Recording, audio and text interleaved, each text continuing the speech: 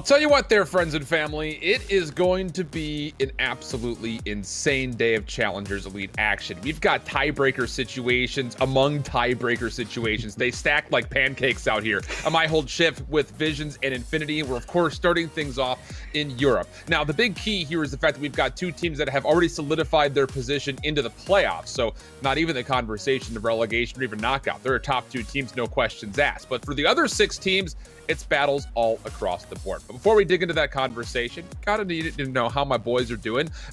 Infinity's coming out with some desert love here with the cacti shirt. It's just, it's outrageous. 24/7 it feels like all of a sudden for you, Brody. Yeah, I told you yesterday, I came in with my shirt yesterday. I told you for the last day of the round robin stage, I'd be ramping it up. Today we're out here with a cacti shirt. Again, I saw this one and I immediately thought of the look on your face when you would see it, Alan. And now you've seen it, and I'm content with the reaction that I got. That's fair. I'm just really wondering who the person who checked you out what their thoughts were when you're buying multiple shirts like that at the same time. Could not have been. But Visions, yourself, you're going with the clean white look. Love that. Very proper of you. How are you? I'm doing great, man. Like, these are always my favorite weeks because we get to figure out who's actually going to be able to clinch a playoff spot and who's going to end up falling short and having to requalify. So there's always so much on the line on these days here. And I mean, this is all that preparation for the entire season goes in towards it. So I'm loving it here, Alan. Having a great day, and I'm looking forward to what we're going to get. It's going to get hot really, really fast, so hopefully you guys got your ACs blaring. Let's take a look to see how Europe is certainly structured out with the schedule. We will be looking at AMELIA Strays versus Los Pepes, and then immediately dancing into Team War versus the Originals. It is also important to note that the other 2 matches that are not listed here for Europe will also be happening at the top end of the schedule. So we will have some pretty interesting implications coming down to that final matchup before Team War and the Originals plays. I'm not going to lie. I think if you're one of those teams, you kind of want to play later just to know exactly what's going to happen to you when it comes to tiebreaker situations and things of that nature. But that's the schedule for at least how things are going for us today. For AMELIA Los Pepes' first matchup, the Visions, just some general reactions as far as what you're kind of anticipating for both these squads. Yeah, this is obviously, like we said, like kind of almost like a must-win for like both of these squads. Like, you feel like you want to win this right here when you're 3-3 if you're Los Pepes, be able to, at least go 4-3 and guarantee yourself a spot going forward here. But for the overall matchup, it's interesting because both of them have different strengths throughout the game modes when we're looking at the overall best of 5 here. So I'm looking at AMELIA Strays to really come in and have to win the search and destroys in the control. So 2, 3, and 5 is what I'm looking at if they're going to be able to take down Los Pepes. And on the other hand, Los Pepes just seem to keep doing what they're doing in the respawns. They are one of the best hardpoint teams right now in European Challengers, 7-1 record. They look solid on it. I think they've only lost to Mavericks, which felt like that was maybe a bit of an off game over there for them when they were starting off hot last week. But that's what I'm looking at for as far as this series here for us. And if they can win 2, 3, and 5, it's very likely that they're able to actually upset Los Pepes here in this best of 5. We'll speak more to that once we get our map set, but let's take a look at those standings like we mentioned. So many implications kind of going from top to bottom, outside of the top 2 teams that are both 5-1. But you've got 2 teams at 3-3, and then how about this 4-way tie at the bottom at 2-4? Brody, I mean, there are so many things that can happen. I think the best way that we can categorize it is if you're one of the teams at 3-3, you just win your matchup, you're good to go. On the bottom side, not only do you need to win your matchup, then you start hoping that teams are losing, and then you hold a favorable tiebreaker situation. It's chaos. Yeah, it's chaos, right? I mean, every, Wednesday? I keep forgetting what day it is. Every Wednesday, when it comes to the sort of the final day of round robin stages of Challengers Elite, I sit there, I wake up in the morning, I get some cereal in me, and then I start working out all the permutations, what could possibly happen, what do teams need to do to get through.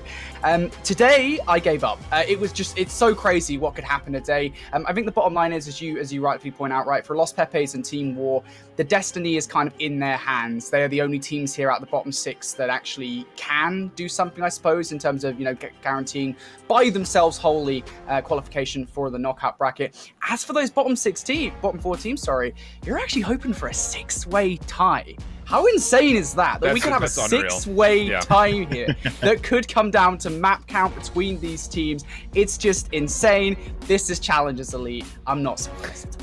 It's just like every single stage we get through, it's like, oh, that was incredible. There's no way that we top it. And then the next stage comes and it absolutely shatters what happened previously. But yeah, that is the potential kind of looking at it because the bottom 4 teams are actually playing the top 4 teams. There is the potential of a 6-way tie, in which case we'll let League Ops do their thing.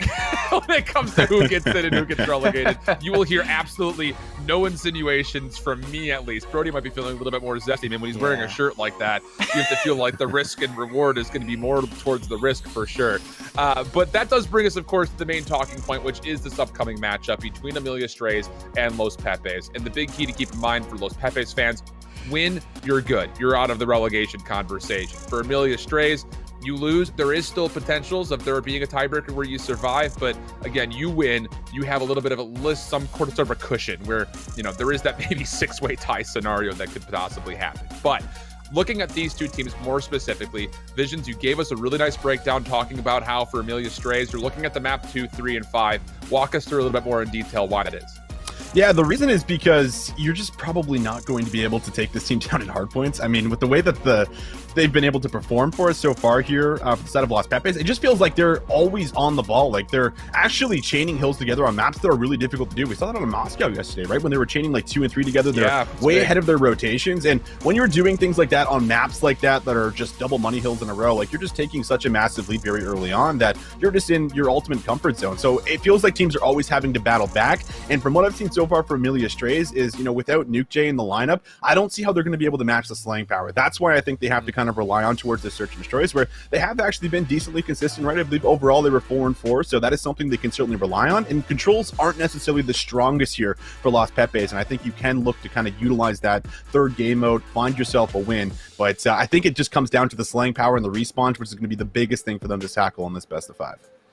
Brody, other side of the coin, I mean, Los Pepes, for sure, Respawn has been one of the big reasons why they've been winning, but they only have a single search and destroy win. I know all of us were kind of rooting for them to come back through with a bit more prevalence in the search, but that has been absent so far. Yeah, for sure. I mean, Los Pepes definitely, I guess, a tale of two very different adventures when it comes to hardpoint and search and destroy, right? Statistically speaking, they are the best hardpoint team currently in Challengers Elite, not just in Europe, but also across both regions, North America included, which is just a crazy stat line for me for a team that, again, has come out of obscurity to do what they've been able to do in Challengers Elite this stage. However, as you've already pointed out, their search and destroy, pretty terrible. 1 and 5. Honestly, for me, going forward with this matchup, if they're able to try and improve their search and destroy, play more as a team, which ironically enough, they haven't been doing. And, you know, Austin, you kind of touched upon it already here, that's one of their biggest strengths in hardpoint, their ability to sort of hit hardpoints together or chain them back to back and break as a team. That team play just disappears when it comes to search and destroy. So if they can improve on that coming in today, take a search and destroy off this Amelia Strays roster, hey, they'll be in the money. All right, well, there's our win conditions. Let's take a look to see how the maps will unfold for this series in particular. And I was about to say, I would have to mention that Amelia Strays are going to want to see that checkmate hardpoint come up. It's been their best map so far. I mean, when you talk about Amelia Strays win condition, it's not maybe just win the 2, 3, 5, but if you could steal a hardpoint off the rip, that would be incredible, you have to feel like, Visions. And then the Moscow search is also not a bad playground for Amelia either. So it's actually a pretty favorable map set, all things considered early on. Yeah, it's actually not too bad whatsoever, and I think I like the idea to what's happening with the search and destroys, because I think you're at this point right here with this roster for Los Pepes where S&D's been going so wrong. It's like, let's just start, you know, throwing things at the wall and see what sticks. So let's play maps that we might not be comfortable on, but, you know, if we have, you know, what like a little bit of a rep on it for as far as like practice and whatnot coming in towards you might only have a couple maps played on it overall, but just try it, like throw it in. Like I think they have no standoffs played so far in towards the mix, and I was like hoping they were going to get a standoff just because like they have not been winning S&Ds in general. So let's just see what we can find. And overall, these are two maps they're not very experienced on, but it is something that they might be able just to kind of come in with a bit of a different mindset and a different strategy overall to come out with some wins, because, you know, it's not impossible for a team to turn things on in towards S&D. It's just little things that are going wrong. And I think overall it's more confidence than anything else when we're talking about the actual game modes themselves. On the other front, you know, we talked about the search and destroy for Los Pepes not necessarily being great, but even in fact beyond that, map 4, Apocalypse Hardpoint, also in the mix, a map that Los Pepes has played absolutely none of. So if we were to get that far, which I think we're all kind of thinking we will at least see a 4th map here, Brody, where is your mindset at when it comes to Los Pepes' strengths that we've seen thus far on maps like Garrison and Checkmate versus how they might unfold on a map like Apocalypse? Well, the thing is, I will say, you know, in regard to Los Pepes, in regards to sort of the formation of this roster with roles and such, they have a key strength, which is that nobody on the roster, I guess, is a weakness, right? And again, that's so crazy to say, considering this roster is filled with players that haven't played not necessarily that badly this season, but they haven't done anything of note, right? Sure. And Sure. yet Yeah, when no, we've it's seen fair. them so far, Torres and Abuser in terms of AR power, incredible when we're looking at maps such as Checkmate. But Traudy and Fusion specifically, I don't think we get to talk about them enough. Again, I think that's more down to the fact that we haven't seen anywhere near enough of Los Pepes, considering this is their Challengers Elite debut this stage. But still, they are very talented SMG players, and a map such as Apocalypse will suit them perfectly. I will say I do have a slight concern because I think Apocalypse is very SMG orientated, so you kind of do need to bring out a third sub. We haven't seen enough of Torres or Abuser with a sub to say confidently whether or not they'd That's be able to fair. pull off a free sub setup. And beyond that, at the beginning of the stage and even at the end of the last one with Apocalypse, we even saw things like the FFAR coming out, at least mildly for a moment, just to give it a try. That also kind of just helps build up your story for sure when it comes down to wanting to get a little bit more aggressive. So we'll see if those ARs can absolutely do it if we get there. But our conversation has to go immediately now back towards that Checkmate hardpoint. First things first, Los Pepes, that's their most played hardpoint map so far. Just 3-2 on it, but all of their losses were over 200 points. And actually, beyond that, they're over 230 points. So they were close maps to be sure on the other side. For Amelia, also their most played map, 2-2. Their loss is a little bit more steep, their wins a bit more narrow. But again, I have to sit there and say, Visions, that first and foremost, if this was Los Pepes' pick, which it looks like based on the map selections it could have been, that is not a bad map to be going to on your opponent's pick if you're Amelia Strays. No, it's not actually, because they're 3-6 overall. So I mean, 2 out of their 3 wins have been on this map, yeah. right? So I actually really love the idea that it is the first map to come in with, because if you think of a scenario where I've obviously mentioned that, listen, I'm looking at 2-3-5 for them to win the series, but if you can come in towards the start of the series and actually take a hard point off of this Los Pepes squad, then think of what that alters for the rest of the best of 5, because you're then going in towards your strongest game mode for the S&Ds, their weakest game mode. So there is actually a very likely chance that they are able to come in and have a strong performance with a lot of the players that we've mentioned that have been able to pop off. I think it's just a matter of making sure they're all doing it consistently with each other. Like we've seen like a couple of moments where it's one player going absolutely massive, but maybe someone else slacking behind. So if we get 4 consistent players coming in towards this with the right mindset of, listen, we're going to clinch a playoff spot going in towards next week, it is very possible that they start the series off with a win. On the other front, Los Pepes, obviously very comfortable when it comes to the Checkmate, the Moscow search. It is what it is. But I'm really looking at that map 3, because Los Pepes, we said, their hard point has been incredible, but their respawn is where they win. I'm talking, when they win the control, they're winning the series, because like we mentioned, their search and destroy is only giving them 1 map win. So for Brody, just to kind of finish that one off before we go with this into this game, hopefully, Checkmate control, that is looking like another very favorable pick for Los Pepes, even if they were to drop a hard point, maybe, for instance. Yeah, I mean, I will say, for control for both of these teams, I wouldn't say it's a strength, really, for either Los Pepes or Amelia Strays. Certainly not for the latter, anyway, because Amelia Strays are currently 2-4 in it. But Los Pepes, they've still obviously only played 5 controls so far. It's 3-2 overall. Apparently, that actually can't be right. 4-2. They're it's 4-2. Yeah, I was going to say, they kind of play 5 controls. But still, it's not like a 100% or anything like that record in control. That being said, I think you're right to an extent, right? Los Pepes, they should feel more comfortable in the control in the game number 3. It does depend, though, again, how they perform as a team. Because, again, I mean, if your team play can fall apart in Search and Destroy, it can most certainly fall apart in Control. It's not out of the question whatsoever. Sure. So, we'll see. Los Pepes, I don't think they've been tested as much as maybe we'd like just yet, and maybe, hey, Amelia Strays can come back to their stage 3 form here and provide that test that they really want, or don't want, I should say. The 3 losses for Los Pepes, 2 of them I think you expect. Origlis and Elevate, they're both clinched. They only have lost once between the 2 of them so far. And then the other is actually to Mavericks. That was an 0-3 loss to Los Pepes. And I think all of us were coming out of that first week after Los Pepes, they only dropped a single map in that first day of week number 1. They went 6-1 on the day, and we were like, okay, this is happening. But then they immediately come up to play up against a Maverick squad, and they get swept by them. And they get swept by them, outside of the hard point pretty badly. So I think that was kind of a question mark moment for us, because then they went on to also lose to Origlis here, Vision. So, is there anything in your mind that would say, okay, we're getting down to the crunch time. This Los Pepes team, this is their debut for Challengers Elite. Largely the average placements for them have been around top 32, top 24-ish. Is there any kind of pressure situations that you're looking at this saying, all right, let's see what the ice is looking like for Los Pepes as we get ready to go for a knockout bracket run potentially?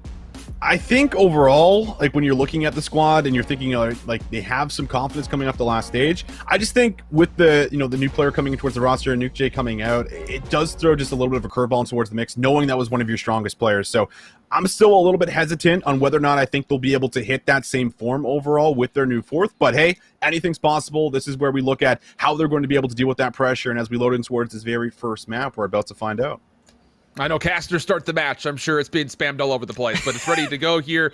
Myself, Infinity will be taking you through the action. Checkmate for the opening hardpoint here, Brody. And I think, like you mentioned, it's just can these ARs light things up early? We saw Abuza yesterday absolutely showcase that as he was absolutely immaculate for the side of Los Pepes. One of the reasons why he was one of the top players from the day in my mind. Yeah, I will say as well, the story around this map has changed quite significantly. We kind of touched upon this yesterday somewhat, right? Where previously at the start of the game, just given how open this map was, it was AR dominated all the way through. And that's why, traditionally, we're talking about Abuser here, Torres are the players to watch. But actually, the ARs, I think, over the course of the game have been able to more and more get down the idea of making sure you're holding down the lanes and giving more space to your SMG players. So actually, in this match, I'm going to be keeping an eye on our SMG players here for Los Pepes in Traudy and Fusion. Panic moment right there as Truddy just spawned up right next to his teammate. Oh, where did he come from? But actually, it's going to be Chalkster that we're looking at now for Amelia Strays, trying to lock things down onto the hard point for the moment. Ku finding a couple means that the pressure is pretty much imminent. And right off the rip, you saw those Pepes kind of more playing for the rotation than the hard point. But even with that, 17 seconds worth of time and now counting beyond that, this is a really solid start from Los Pepes all the way considered through. Yeah, I think they'll be pretty happy with that at the moment. Los Pepes will be in the hard point. Now got the rotation also. Very important to get control of this plane, isn't it, Alan, in terms of zoning the mid-map, right? Yeah, absolutely. It's one of those things that you need to try to get a setup here if you're Amelia Strays, and you would love to find an avenue, likely around the back at this point. I mean, it's still early on. 20 seconds have come and gone, so the pressure on the clock is starting to make you feel like you've got to hit the OBJ, and as Chalkster does, there is an opening for him to try to contest and wait for reinforcements to get here. Oh, Chalkster, that's huge right off the start there. Get 2 kills with the Diamante, still has a little bit of work to do. Unfortunately, though, he will fall, so Los Pepes will hold on to the remaining time here. And realistically speaking, if you're Amelia Strays, you're not going to want to push this, or at least too heavily. Just try and zone it so that Los Pepes cannot get out that hard point, and you can make this early rotation towards the next hill work. But unfortunately, get a little bit overzealous there. Los Pepes are able to break out of what would have been a trap inside that hard point. They're now out to try and make a rotation over towards Nuke.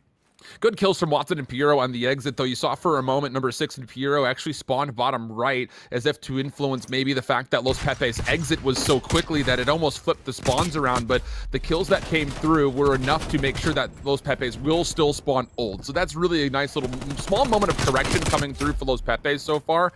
And, well, I'll just say this much, for Ku, he's got to be the guy to really open things up, and so far he has. He absolutely has. Traudy 5 and 6, again, just a PSA for everyone at home, I might call him Traudy. That's because historically speaking, Q has been called Traudy. All right, actually as well, while we're on stream with you guys, it's going to be a reservist we're going to be shouting out at the moment. Shane and Waldo, Schnard and Waldo, you can follow them on Twitter there. Wonderful guys who are super talented and actually don't get anywhere near credit for the work that they do behind the scenes. Just honestly, people often forget just what observers do for a broadcast. I mean, the Hot Hands Lounge is, I would say, the best observing team in esports right now. They're unbelievable, barely even missing kills. So yeah, big shout outs as we move right back in.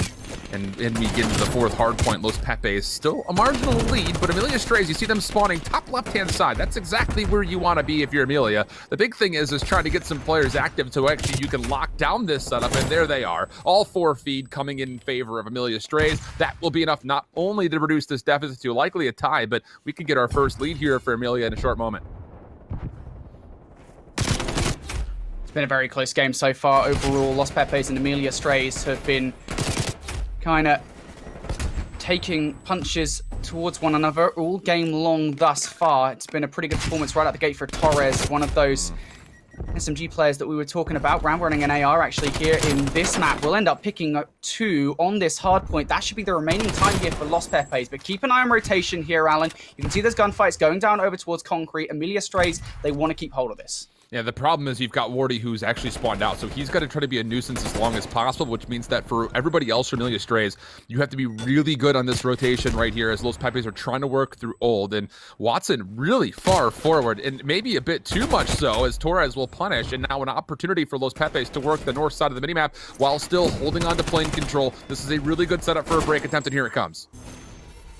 Chaxter has so much to do here. There's too much on his plate there for Chaxter to actually do. Watson falls in the back line as well. Big kills there by Fusion, and Los Pepes break in for a significant amount of time here. Amelia Strays will not want this to go their way. Piero has something to say about it. He will end up picking one. Has made his way into the hard point, but how much damage can he do? Well, apparently not all that much. Fusion able to get to a third one, potentially on the cards, and he'll get it as well. A little bit of help coming in from Abuser, but still, that's a 5th in a row from Fusion. If he can start to earn some score streaks here, this could really blow this game open. Mentally, as the audience, you need to be putting a pin into this situation that has just happened on this 5th hardpoint. Not only because Los Pepes get a break for about 30 seconds, but if Fusion's able to earn streaks off of that, it's almost like a double down moment on the blackjack table because the luck is definitely striking hard for them. Really solid rotation, and now Fusion, he's got a lane to come around the back. No one's going to expect this, but fortunately Watson off the respawn does catch him just in the nick of time. Streaks have been thwarted, but Los Pepes still in a position to contest the first hill. In another universe shift, that may well have been streaks for Los Pepes, but not this time around. Amelia Strays are safe for the moment, but I mean, realistically speaking, how safe, right? Because Los Pepes, they've just broken on the hard point. Shaxter's facing down Abuser on the rotation. Abuser wins that gunfight. And Los Pepes here in a great position overall. Watson is trying to anchor down his book. Abuser takes him down in from behind. Los Pepes should now be spawning over there. And there you go with Watson spawning out over towards the other side of the map. Los Pepes in control of this rotation. A key moment in the game here, Shift. Yeah, this is a really, really interesting situation because now Amelia Strays, they'll have a little bit of extra time coming off this first hill to set up this initial break attempt, but it's going to be really easily read from Los Pepes. You know that they've gotten plane control, so you just watch these long crosses. Booz is on 6. He's just playing for streaks at the time, but Chaxter, he may have worked his way all the way into Tube. This could be enough to actually block spawns, and it is. Look at number 2. Who's going to spawn all the way out, and Amelia Strays on the break attempt. This is huge. They need to get it done. They've already got 2 kills. Can Abuser hold this one off? He's been a talent for this Los Pepes roster. Unfortunately, not able to do it here. It's going to be Amelia Strays in for this 30 seconds of time. A huge 30 seconds overall in the game. Can they hold on to it, though? Watson's going to have to fight for it. We'll end up picking that 1 kill. Abuser and Traudy not done with this just yet. The kill's coming in, though. That should be it for this hard point. I don't think Los Pepes are really going to force the issue that much more. All right, no, Fusion wants a little go at it. Why not? Amelia Strays is still going to be spawning in that backline, but still, realistically speaking, Amelia Strays, even if they don't get that time themselves, they stop Los Pepes from getting it. And that little extra finesse from Fusion just to get on and contest the scrap time is it's a pro level play. That's what you should be trying to do in the back 15 seconds. You've already got mid lane control. 4 players holding that same lane is no different than 3 players holding it. So Fusion decides to push forward, gets 1 kill, forces Amelia Strays to have to play for scrap before playing for new. That just allows a little bit of extra time for Los Pepes to comfortably get the 3rd. But the good news for Amelia Strays fans is the fact that the exit away from the second hard point into the 3rd has been flawless thus far, even enough to get the plane back into control as well as the hard point just underneath. Oh, Torres. He's shredding with this Krig in this game. There is an answer back from Amelia Strays, though. Again, this is yet another important section of time that Amelia Strays will want to try and bring themselves back into this game. Look over towards the rotation, though, here, Alan. You can see the numbers on the mini-map.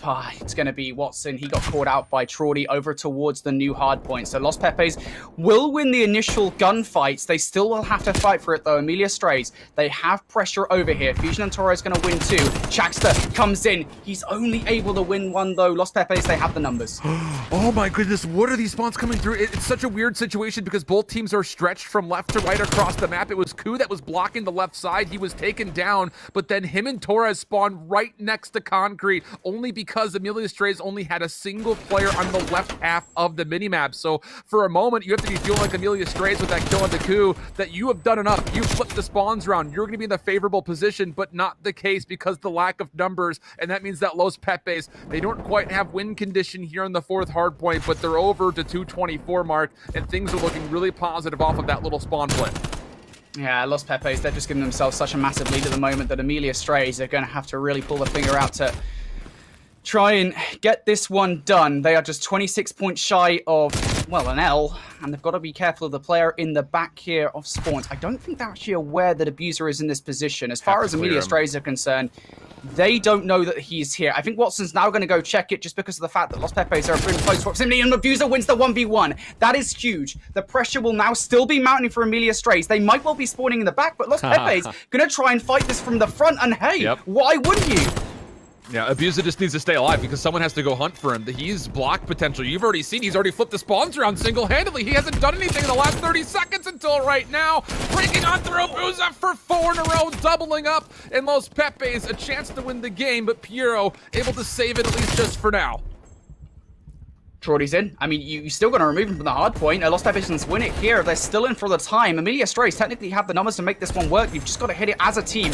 This needs to be a coordinated push, and there it is from Wardy. He's able to pick up 2. So Amelia Strays not going to give the seconds of time necessary for Los Pepes to take it off the back of this hill, but then it all becomes about this final rotation over towards P1. Amelia Strays, can they get it done? No, they can't. Torres, Abuser, Fusion, everyone wins their ones. Amelia Strays will be zoned out now. There's no touching this hard point. You may as well just save your stats. Los Pepes, they get it done. It's just so many small moments lead to that 60-point gap essentially by the end of the map. And Torres, I would say this much, he was one of the main reasons why each of those moments actually happened. Yeah, sure, you could actually give a lot of credit over to Pooh for holding in the back, Abuza doing the same thing over towards that 5th hard point, but on the actual breaks and holds, Torres had almost a minute 30 worth of hill time as one of the main ARs and still went like 35 and 20 or something of the nature. It was really close to that at least. He had an absolutely lights out game, and one of the big reasons why Los Pepes continues to be so good in hardpoint. When you've got participation like that from one of your 2 ARs, you're going to be feeling really confident as an SMG player that you can challenge just about everything. Yeah, that was just crazy overall, I think, from this Los Pepes roster. And again, you know, we are just seeing why they are such a good hardpoint at the moment. Just a few key moments where they're able to separate themselves out from their opposition in that scenario. I think it was the P2 rotation that really did, I think, solidify it for me, where Los Pepes are able to make that rotation. They hold it, and Amelia Strays from there on out. There was just, this 60, 70-point margin that they just couldn't chip away at no matter what they did. But again, team effort from Los Pepes, and you guys are seeing that in the replays right now. It was that last gunfight you just saw in Watson where he gets a long-range battle that essentially secures those spawns, and that is an extra 20-30 seconds that in the end, when you win 250 to 186, those extra small seconds absolutely add up. Here is that moment again where Torres, this is right near that ending P1 moment, or P3 moment, where he's able to make sure that there are no members for Amelia Strays rotating away from the hard point. Those little things pay off massively, especially on maps like Checkmate, where everything is dictated by how well you manipulate spawns. And when you've got that kind of participation on rotation from your ARs, you're always going to be feeling really confident about your SMGs being able to, like we saw Fusion do, be able to go and finesse the old time, because we don't need you. We don't need you to go wrap around and play for spawns. We already have them locked in because our ARs already did that. So go ahead, poke and prod at the old time, take away 10, 15 seconds here or there, maybe even make it neutral. That's perfectly acceptable. And in the end, when it comes to close games like this, those moments absolutely matter. Yeah, just crazy. In game number 1, it is going to be, again, just a few moments, as you rightly point out, Shift, for them to take it away. 1-0 start now for Los Pepes. They do what we said they needed to do, right? Frankly, if they would have lost the hard point, we would have been asking questions about what happened with Los Pepes. And I think for Amelia Strays, I think overall here, you already know that Los Pepes are a very good hard point team. Yes, you feel like you should have won that one. I know what Chax is going to be feeling. He's a very passionate player, and he would have felt like they should have won it. But overall, you know, the stats don't show that kind of story. And that's not the biggest of losses, I think, for Amelia Strays. No. The next map, however, is when things definitely change. This next map in our series is going to be one that Amelia Strays need to win. Yeah, you can't go down 0-2 with a strong respawn team like Los Pepes as your opponent. So yeah, the Moscow Search and Destroy is a must-win. You look at what's been kind of the historical statistics for both teams. We've only seen Los Pepes play it once. It was versus Orglist, who, to be fair, is not a bad Search and Destroy team by any stretch of the imagination. 5-3 for Orglist on the week so far, or pardon me, on the group stage so far. So for Los Pepes, not the worst loss coming off of 3-6. But on the other side, again, we're really focusing on what we're going to see from Amelia Strays. They've played the map twice. Once was a pretty abusing loss to Elevate, but the other was a massive stomp onto Mavericks, which actually I believe was the influence of how they even won that. I think there's a map 5 between them and Mavericks. It was 6-1. Absolutely smoked them here. So you're hoping that you can replicate what you just did yesterday on this map to try to make sure that you're able to come back through and keep this at a 1-1 map count tie. Yeah, I mean, to be fair for Amelia Strays, realistically speaking, like we say, Los Pepes, they have made historically, over the course of Stage 4 from what we've seen from them so far, their search and destroy simply hasn't been strong as a roster. They don't play all that well together. There's a few mistakes, a few holes in their gameplay that they need to fill. And that does give Amelia Strays the opportunity here to try and, I guess, exploit those weaknesses in the search and destroy play of this Los Pepes roster. But it's whether or not they can, because again, the big storyline coming into stage number 4 for this Amelia Strays roster is, can they continue their success as a team where they're a really good hardpoint team, they're a really good search and destroy team, they're a really good control team, they were consistent across all 3 game modes in stage 3. I gotta say, and this isn't taken away from anybody else on the roster, a massive factor for that was just Nuke J was an incredible player during stage 3, right? Yeah. I don't think he got enough credit at all.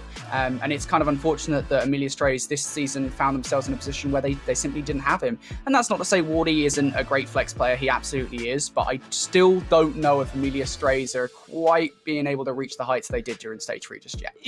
There have been a handful of stories that are like that throughout the entirety of Challengers Elite from stage 1 all the way to now, where you've got that one special player that can sometimes be the X factor. You talk about Team Z in stage number 1, where you've got players like Yeez, who's able to kind of come through and really make that team shine. It's just been one of those things. You look at the other members, outside of Wardy, for Watson, he's this has been like his first year we've really kind of been able to talk about him.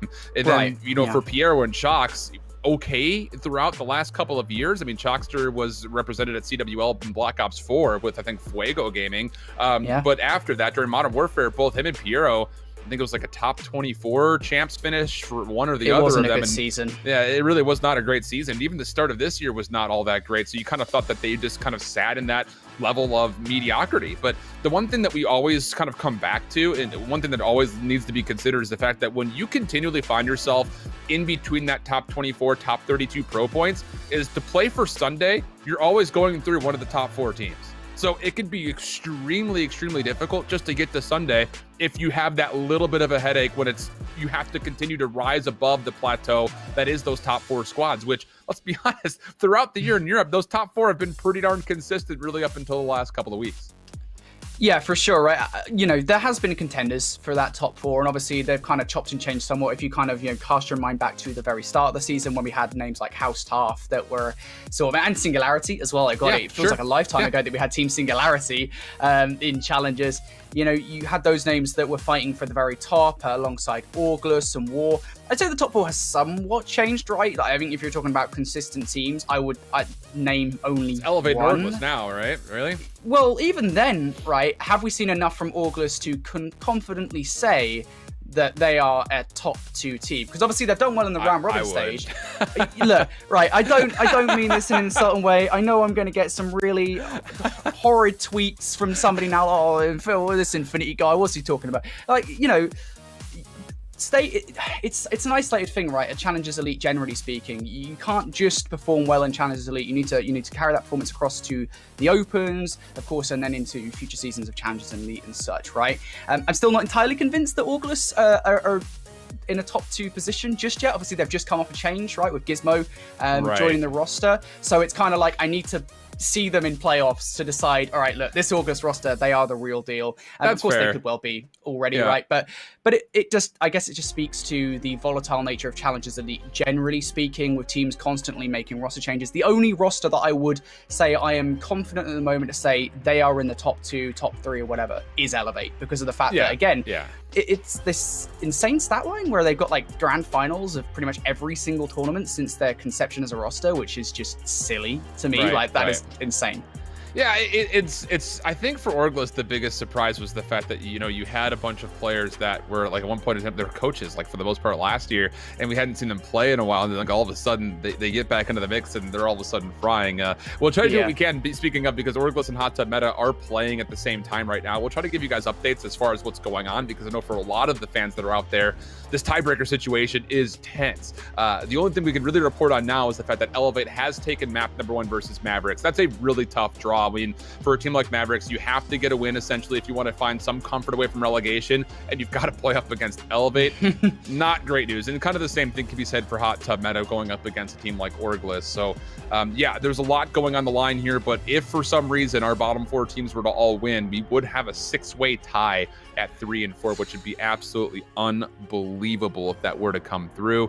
We are just waiting on the search and destroy here to start. Everyone's all lobbied up, so hopefully it's not too long before we get things going, and we can get right into this Moscow search and destroy, where again, if you're joining us here a little bit late, Amelia Strays, we're looking at this as a must-win situation. You need this series to get to map 5 if you're Amelia Strays.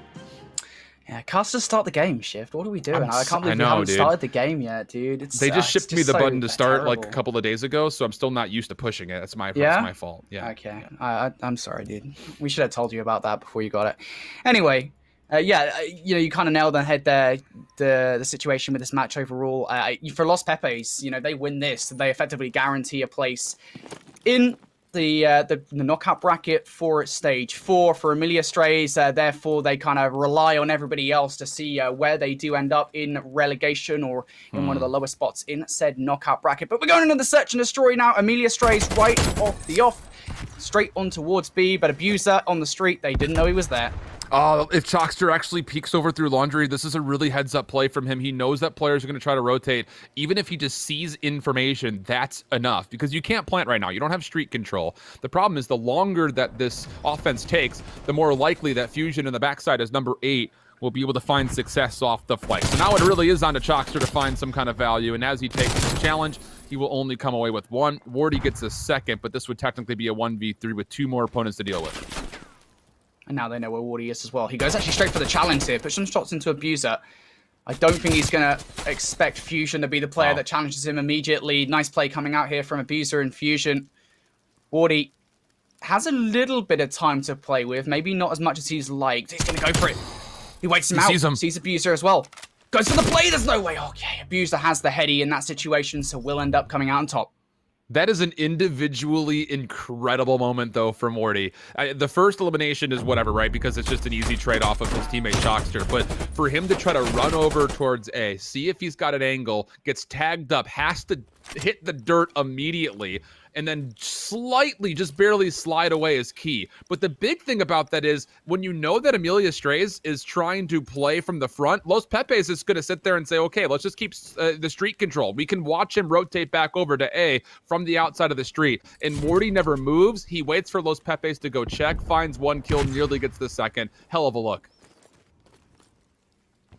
Now we're seeing much of the same push coming out from Los Pepes on the offense here. Watson is going to be ready for it. He goes straight in for the challenge. A little bit overzealous there from Watson, but it doesn't really matter. He wanted to get an advantageous position early on. He is punished for it. And now Los Pepes have some control over the bomb site. Fusion throws out a Semtex. That will tag, I think, actually both Wardy and Chax are in that position. But bottom line here, Shift, this bomb is down. Torres almost picks up 2. And that's fine, because you still have players watching the outside. That is, as far as how that round goes wrong for Amelia Strays, it's just on the fact that there's not enough of a read off the get-go. It is a 4-man aggressive stack through gold window into the apartment rugs. That's really all it comes down to. Watson doesn't get a full look. I think he's trying to throw his shoulders inside Laundry just to see how many players, but unfortunately Los Pepes were ready to take Laundry back as if the dryer had dinged about 20 minutes ago. And make sure you keep those wrinkles out. They take control of it, find Watson, and from there on out, it's just too hard of a post plant to break for Amelia Strays. Los Pepes starting this one strong. Abuser, 4-0 start for him. A hot contender for streaks early on in this search and destroy. This time around, Los Pepes decided to stack themselves over towards A. They've given up an entire bomb site here to Amelia Strays over at B. This is going to be about the retake for Los Pepes.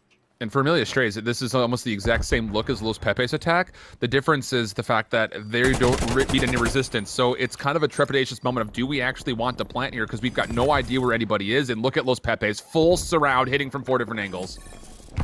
Troy's going to get a kill. Or looking for a kill, sorry. Now a 2 versus 2 though. Watson with 2 huge kills. Unfortunately though, they have given up control of the bomb site to Los Pepes. Abuser's going to jump straight on this defuse.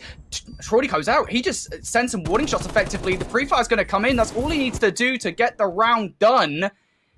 And what a play there. Is that a 2 versus 4 coming in? I mean, it's even trades pretty much throughout. I mean, at one point in time, it's a 2v4 the other direction because Watson finds these 2 kills. Yeah. So it would have been a 2v2 situation right here. But regardless of it, is again, that same instance. If you're trying to plant the bomb over towards B, you have to have an exit. And for Amelia Strays, because you full rush windows with no clearance towards the street, you don't know how many players are rotating from A because no one was lurking on the A site. You're just bunkering up and hoping that you win some trades, which fortunately Watson does. But even from that position, trying to wrap back around middle is a very dangerous rotation to make. So Los Pepes, I'll say this much, they have looked really good in these first 3 rounds just based on how the setups and the mind games have kind of battled out so far. And look at this map positioning from both teams at the moment. Shift, you talk about mind games. Well, just look at this. Amelia Strays have 2 players on 8. Los Pepes, they don't see him right now, but they are literally touching toes on this A bomb site. First fight going down right now. Chaxter wants to get involved in the action. Just overzealous play. Chaxter, of course, gets punished. And Piero is going to have to walk away from the engagement here also. Yeah, he has to back away. And this now, for the defense, all relies on number 4 and number 1, Wardy and Watson around the back, which they should be able to find 1 kill for free here onto Abuza. Just comes down to will they find more, and boy, will they. They actually come away with 2. Puts Q in an absolutely terrible position. He does at least have the bomb to work with, so the 1v3 with time ticking away is very possible. The big question is, how do you want to set up this post plant? You're going to stick for this plant almost immediately. Do you back up and play street? Do you want to play the inside police window? There's a lot of questions here, and he's going to play forward.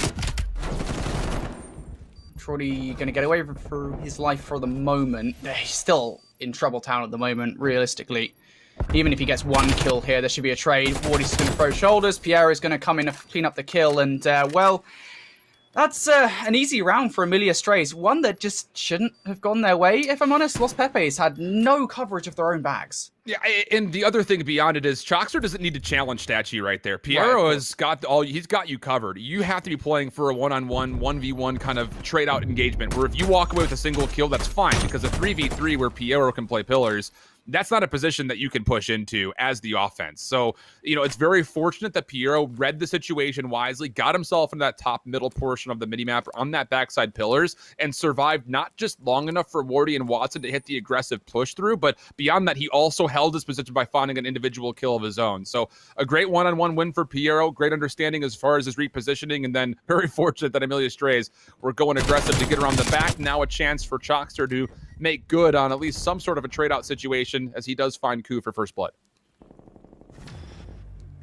It's going to be traded out here. Watson's going to fall. There is an immediate trade right back, though. Wardy's able to pick up a kill and will get away with his life, despite being chased down here by Abuser.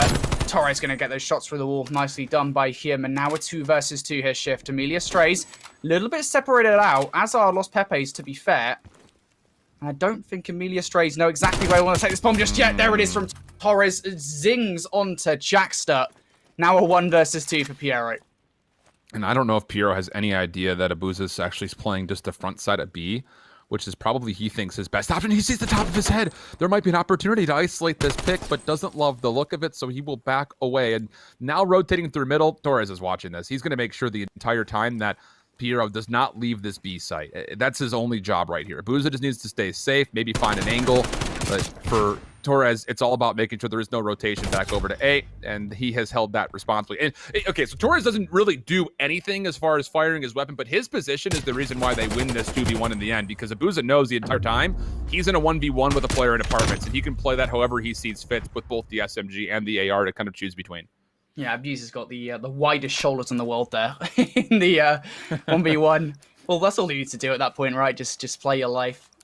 You know you're going to end up winning that 2 versus 1 as long as you do that. And, well, it's exactly what happens here. Los Pepes, well, all of the search and destroy woes that we were kind of setting up at the start of the series seem to have dissipated. They're working much better as a team here on Moscow search and destroy. Let's see if they can close this one out now. 4-1 up.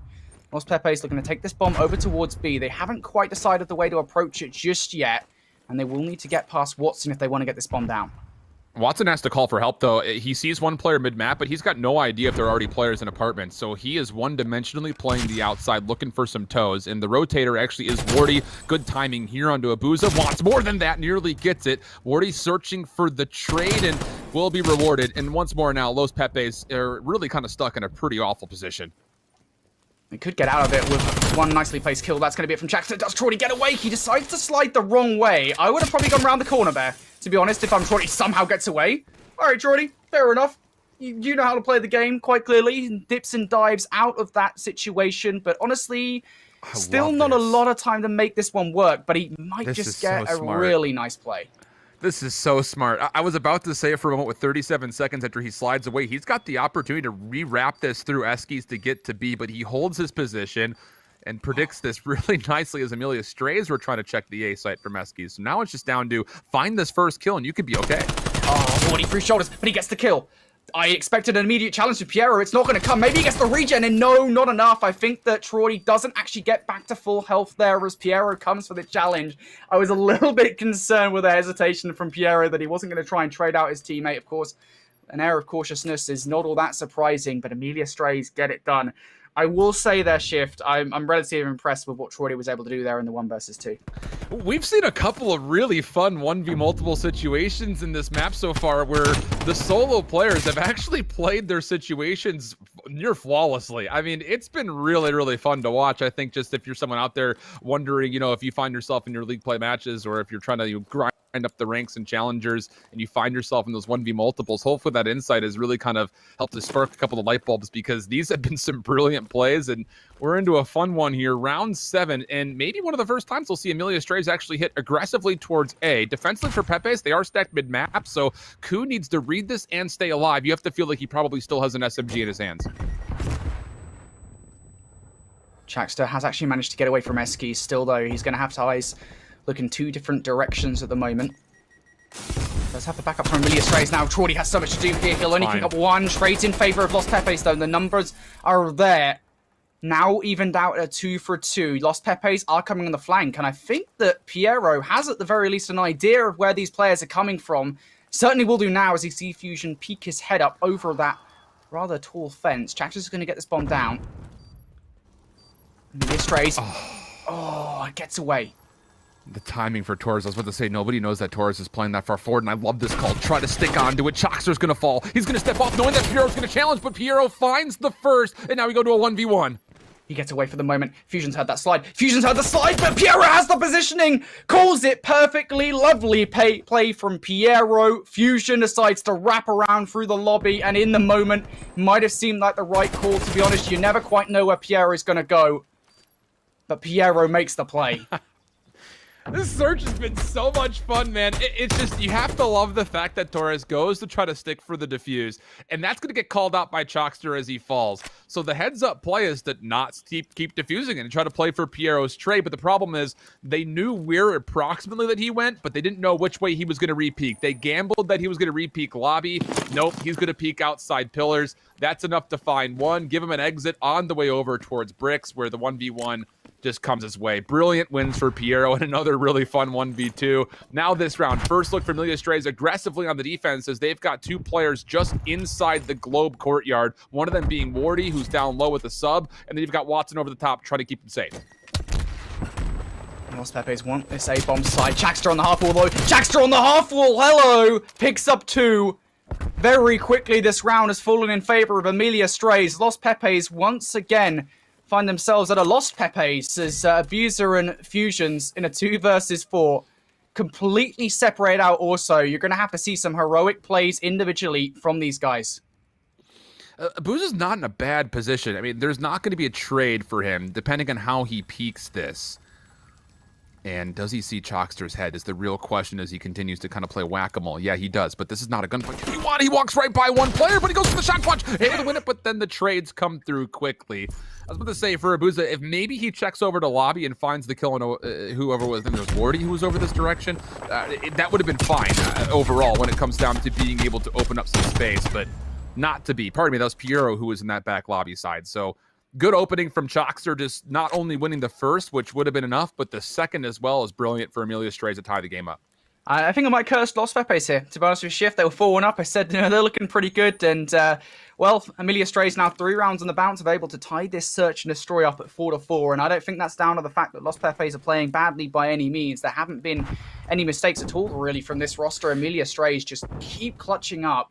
Yeah, and I'd say just beyond that quickly, it's just the fact that outside of one round, everything has been a 1v1, 1v2. Everything's been really, really close. First blood this time, though, does tilt the Los Pepes, but the bomb is rotating over towards a B hit. Los Pepes haven't overcommitted to the A bomb site, of course, seeing one player in the mid and taking Chalkster down. Amelia Strays will therefore be able to get this bomb down over towards B. How quickly does Abuser do something about this, though? There should be a pretty quick collapse coming in from Los Pepes. I think they're actually just going to want to wait for a Troidian Fusion to make their way over from the lobby. You have the numbers, so don't rush this if you don't need to. And there's the first blood coming in from Abuser. That's a massive fight to win. I don't love that, and I'll talk about why here in a moment, as Los Pepes are still structuring for this break attempt back into the bomb site. They've gotten Abuza forward. SMGs are also working. There are the kills. So the reason that I don't love that, number 4 in Wardy is playing mid-map inside checkers, and you get the bomb planted. It's a risky plant because, again, you don't have any clearance over towards street side. The safe post plant is actually to keep an SMG inside rugs, have Wardy continue to watch the cross from either Eskies down into checkers, or more importantly, from A lobby over towards B, and then just have Watson hold a safe angle to see if anyone pushes around. You're trusting that the SMG player inside rugs could potentially be the one to actually clutch the round up for you and check to see if there's a defuse, because you don't have the ability of going off and trying to venture to find a kill through long over towards the street. You're just playing for the blessing of a timing, which obviously did not happen. So Los Pepes break the tie and put themselves on map point. Los Pepes going to end up winning that round. Amelia Strays going to try and push this into a round 11. They've made a gamble. They've sent 3 players barreling towards A in the hope that there's a double blind presented to them. That is not the case. Amelia Strays going to have to back themselves up a little bit here, recompose for wherever Los Pepes eventually take this bomb. It's interesting because you don't really lose anything by setting up that mid defensive hit, but you obviously, like you mentioned, you don't get any information, so you're kind of lost, and you have to wait for the next point of contact, which very well could be Chalkster here through windows.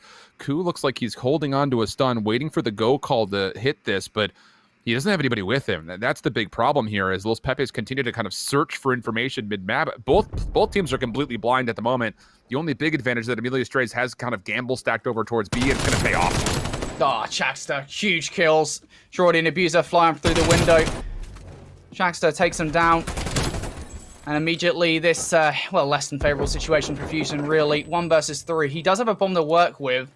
We saw Traudy in a similar position not that long ago, but, I mean, he wants a slice of Fusion. It's not going to happen. Amelia Strays end up winning that round. Or Watson, sorry, I believe it was actually there at the end.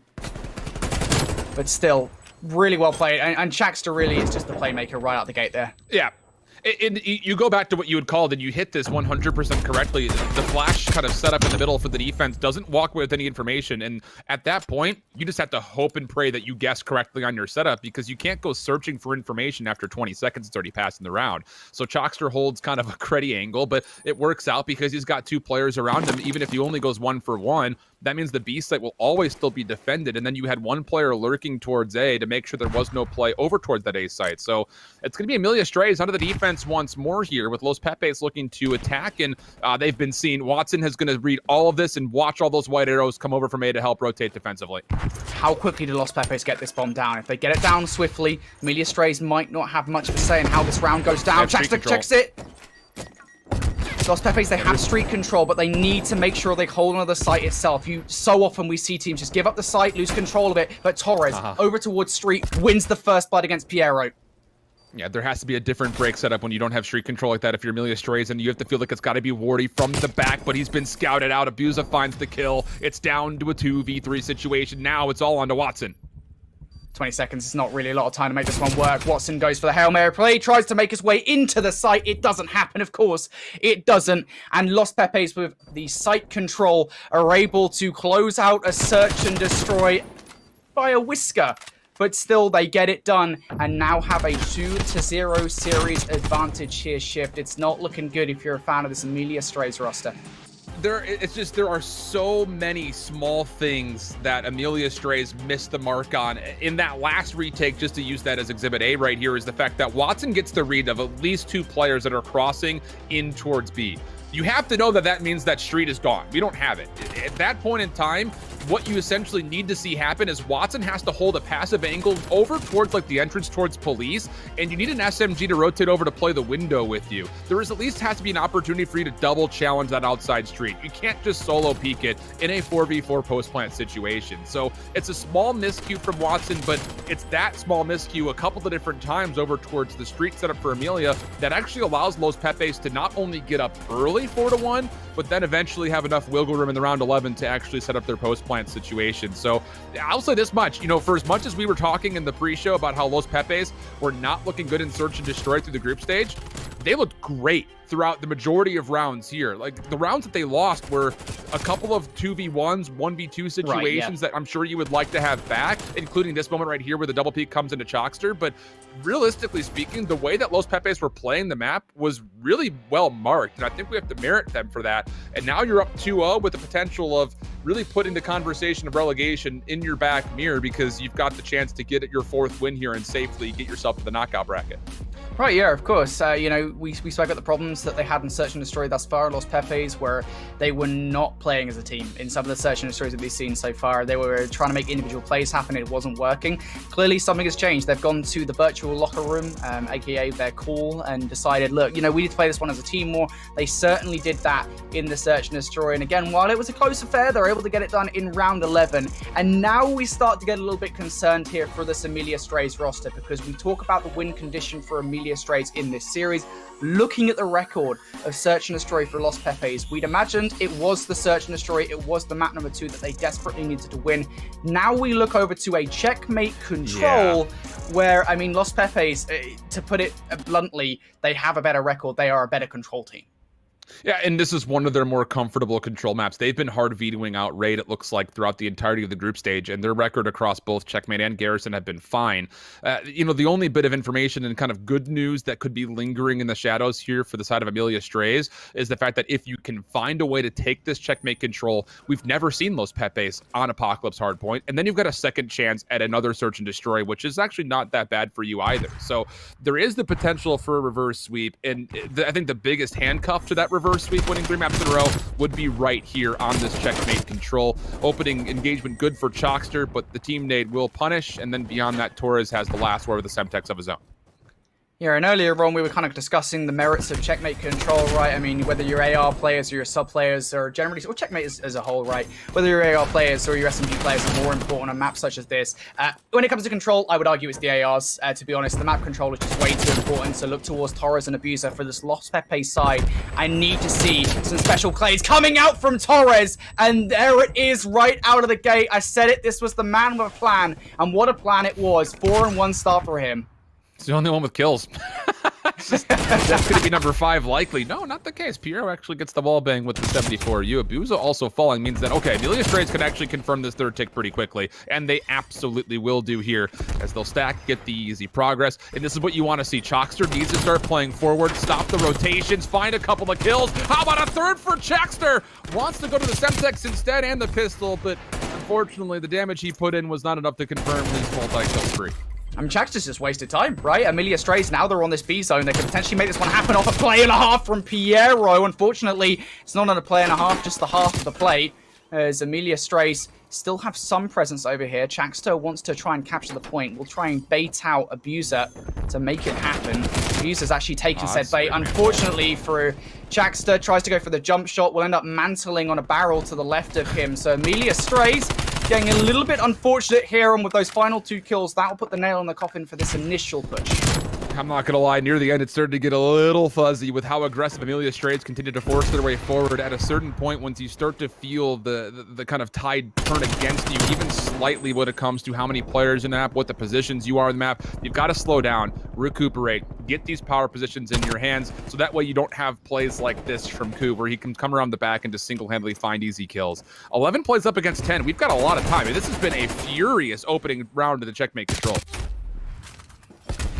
Amelia Strays, they did have one chance earlier on to effectively shut this one out. If you can get the momentum rolling and get control of B early on, that's the way that you do end up winning these offensive control rounds. Now they find themselves in a bit of a risk of losing control of the map. As I say it, it's going to be 3 kills coming in from Amelia Strays. Fusion kind of just want to turn around here, make sure that Amelia Strays have their attention, their eyes on him. And it is a nice play coming in from Fusion, but honestly, I mean, if Amelia Strays play this right, and there it is, they don't need to be all that concerned about him as long as they're concentrating more in the front. They've got all these kills. This round is over. It's done. There's Torres just left up here in a 1 versus 8.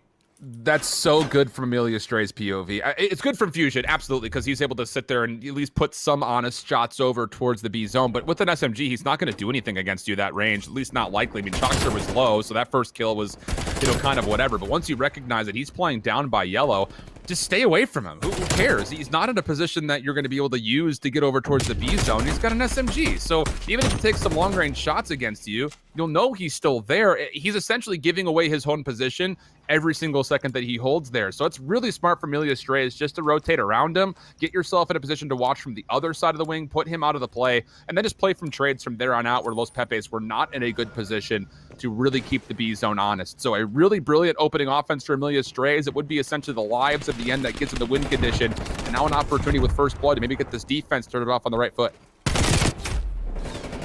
Going straight towards B. I do like this play from Los Pepes. It's a nice start for them. And as Anbiza and Torres actually pick up a couple of kills, well, it would have been nice if they followed up with a couple more. Unfortunately, it's not to be, though, and Los Pepes is going to have to kind of default over towards A.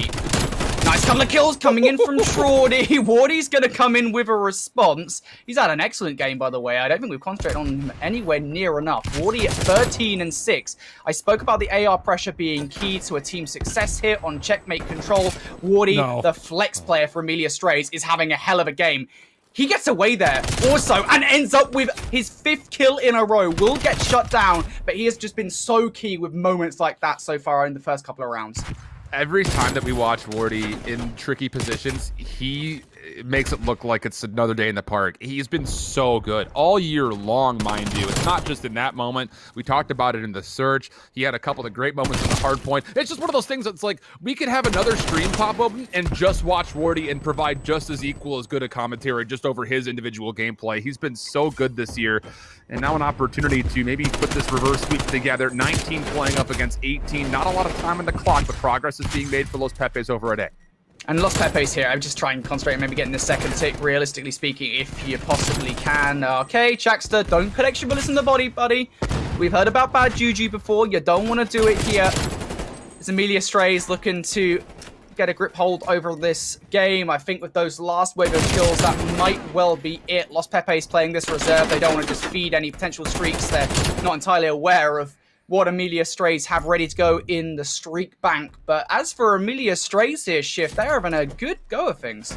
Yeah, they're looking really tight right now as a collective unit, which is weird to see after not only the hard point was a bit shaky at times on those key rotations back on this map, but again, also the search and destroy. Let's look at the playbook was not fully fleshed out maybe, because what we're seeing right here has been really, really solid from top to bottom on the list for the team overall. I mean, 13 and 10, 10 and 8, 17 and 8, and you've got Watson who is on a 3 spree, starting to pick things up, and that's great news overall for Amelia Strays, up 2-0. You have to feel like this third map, which, let's be honest, we were kind of looking at this one with maybe a bit of a wince in our eyes here, just kind of saying that Los Pepes on Respawn have been great, especially on this map, but there is a really good look here for them to potentially even get a 3-0 on the map, which would be huge to try to set up this reverse sweep that they need. The reverse sweep has to start here. Well, that's not the best start, is it really? Wardy has just snapped their head off Traudy just like that, right out the gate. Amelia Strays feeling pretty good about their chances to capture this A zone. There's literally one player who could do anything about it. It was Abuser. He is going to fall relatively quickly. Nobody is stopping this point. And Amelia Strays, the train just doesn't stop. Unreal. Or maybe it will take a break at one station here. Los Pepes, they get control of the A zone and they get control of the map. That's fine. You get the extra 60 seconds, and you have a life lead. So the retake, which was being set up for Los Pepes, comes a fraction of a second too late. If that kill feed happens a second earlier, then you're sitting here and really starting to sing in chorus form what Los Pepes is able to do defensively. But they still have to be in a position where you have to focus just on defending this B zone. So yeah, there is some couple of good map positioning moments for them, but Chalkster is able to open up some space by finding a couple through the middle of the map. Piero trying to play his life there for the moment, maybe just waste some time so that Amelia Strays can come through and regain control of the plane. They're going to have to do it themselves. And Fusion, well, he's on their side apparently, wants to help out, takes down his teammate in Traudy, and this is going to open up an opportunity here for Wardy and Shaxter to do something on top of the plane. Watson also there for a bite of the cherry, and while all this is going on, Shaxter decided to slip away and try and get control of the plane by himself, but Traudy is not having it. He's able to get two, not a third though. It's going to be Piero trying to survive. An immediate trade coming out from Los Pepes though. They're okay for the moment. They've managed to whittle down 45 seconds or so off this clock shift, but far from out of the danger zone just yet. You still have to clear some lanes here for your Amelia Strays. You can't just get onto the zone, and that's why you're seeing Chalkster go up to the top. He's got Piero also trying to work that same angle, and actually the whole team is going to sit there and say, let's work the north side of the map and kind of play cross angles over through this B site. But the problem with this setup is that you don't have any ability to pressure what's going on inside the plane. So Los Pepes should be feeling really confident. You can order a complimentary beverage from the waitstaff, and you'll be good to go inside of your first class ticket up here. So Wardy's going to have to change that. The problem is he will be largely by himself, and that will mean that Ku will not just find one. Chalkster too late for the trade. We'll get a second. Big kills coming in from Fusion and Abuser. That is effectively going to shut down any given push from Amelia Strays. They've got one good push left in them here. Going to have to make it as a team. Fusion sits in the corner over towards A Street. Wants to play peekaboo with Amelia Strays. And here you go. Peekaboo picks up the first kill. There is an immediate trade coming in here from Amelia Strays. So the pressure hasn't boiled over just yet. But still, time not really on their side. They need to make it happen now. Traudy's going to go for the shot punch. Unfortunately, it doesn't work out. And now it is literally just Abuser and Fusion to put a stop to this. But Abuser going to pick up three. And that does it. Los Pepes able to ward off Amelia Strays for enough time. Oh boy. Abuser. Give him an AK-74, you give him a quick 6. It doesn't matter. You know, he had these two for free because he's behind them. And the third, honestly speaking, would not have probably made too much of a difference because teammates were already running forward to deal with the trade. But the fact that he gets the third, I mean, that's just unbelievable. So electric. Heck of a snap, barely missing a shot in the transfer, and now Los Pepes stay alive to see a fourth round. But the problem is they did not get really all that great of a look onto their offense the last time that they were here. So something is going to have to dramatically change, and already off the rip, they're going to sit there and say, let's set something up actually over towards B as our main focus. I do like this play, going towards B right out the gate. Of course, it is the harder point to take, so if you can get it out of the way, or at least get some progression on that point, it is huge. So good. And for Los Pepes, everything just falls in their favor, right? Yes, all right, they lose this fight against Piero over towards A, but they have map control. Instead, they're actually going to give it up. They're going to go straight over towards A, which actually isn't all that bad of a play. You know, you want to just get this tip progression in, you want to get this point out of the way and get some extra time onto the clock. I think they've done it. Amelia Strays don't want to add any resources into this. This is something that Chicago did really early on in the game where they'll kind of throw a bait over. Torres is playing just as bait. He runs right down the middle. He's like, I want people to see me. I just need to stay safe because Amelia is going to sit there and say, okay, yes, they are going to be hitting over towards A. But the thing about it was the other three members are playing really passively to where they got the read off of the mini-map, off of who's taking shots at Torres, and they're able to capitalize. And then as soon as you win the middle of the map, you just full flood over towards A, stack it, get the extra 60 seconds. That's a brilliant setup for Los Pepes. Oh, look at this. Transition over towards B as well for Los Pepes, or I guess more accurately, Traudy and Abuser at the moment. They're the only players over here. Thought Traudy was about to snap the head off Watson for a second. There was a little bit of concern for his well-being, but it's okay. Doesn't lose that gunfight. Los Pepes still going to have to fight for this one. Instead, Watson loses a gunfight to himself. Takes him out of the equation. Los Pepes still building up this pressure over towards B, though. Abuser wants to play with some players inside the plane. Will be running away here from Wardy. Eventually wins that engagement, but Piero comes up inside the plane. Deals with both he and Traudy. And Los Pepes will need to go again. Again, though, here, Shift. You know, you've got 1 minute 20 on the clock. Los Pepes, they don't need to panic just yet. You have to clear, that's the thing though, like just like Amelia Strays from last round, you have to clear up these lanes. You need to isolate where Amelia Strays' defense is actually positioned, and these individual kills are fine, but you have no lane or avenue to get over towards anywhere near the B zone. Yeah, Ku is here for the time being, but he has to kind of play a lurking role because his teammates are still trying to fight out of spawn, and he gets tagged up by a Semtex and a Flash, so we'll have to try to wait for a little bit of help. Fusion looking to be that assistant, but again, the challenge is just not really well coordinated, so now it falls right back onto the shoulders of Ku, where if he can find Shockster, maybe there is a chance to open up space, but doesn't get a good read on him, and everything, again, goes kind of back to neutral, but at least there is a first tick of progress confirmed on the B zone for Los Pepes.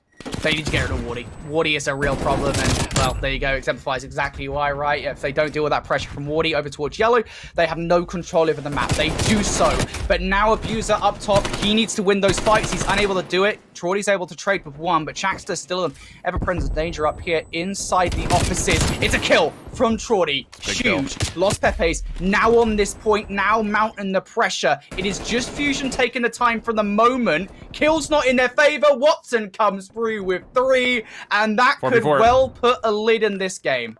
Not quite yet. 4v4, 12 seconds. Someone can still touch. It's just the fact that Wardy's playing a little bit of a gritty corner, so he'll get one for free. I think he also read that Abusa was coming around the back, and oh my goodness, Wardy, have yourself a map.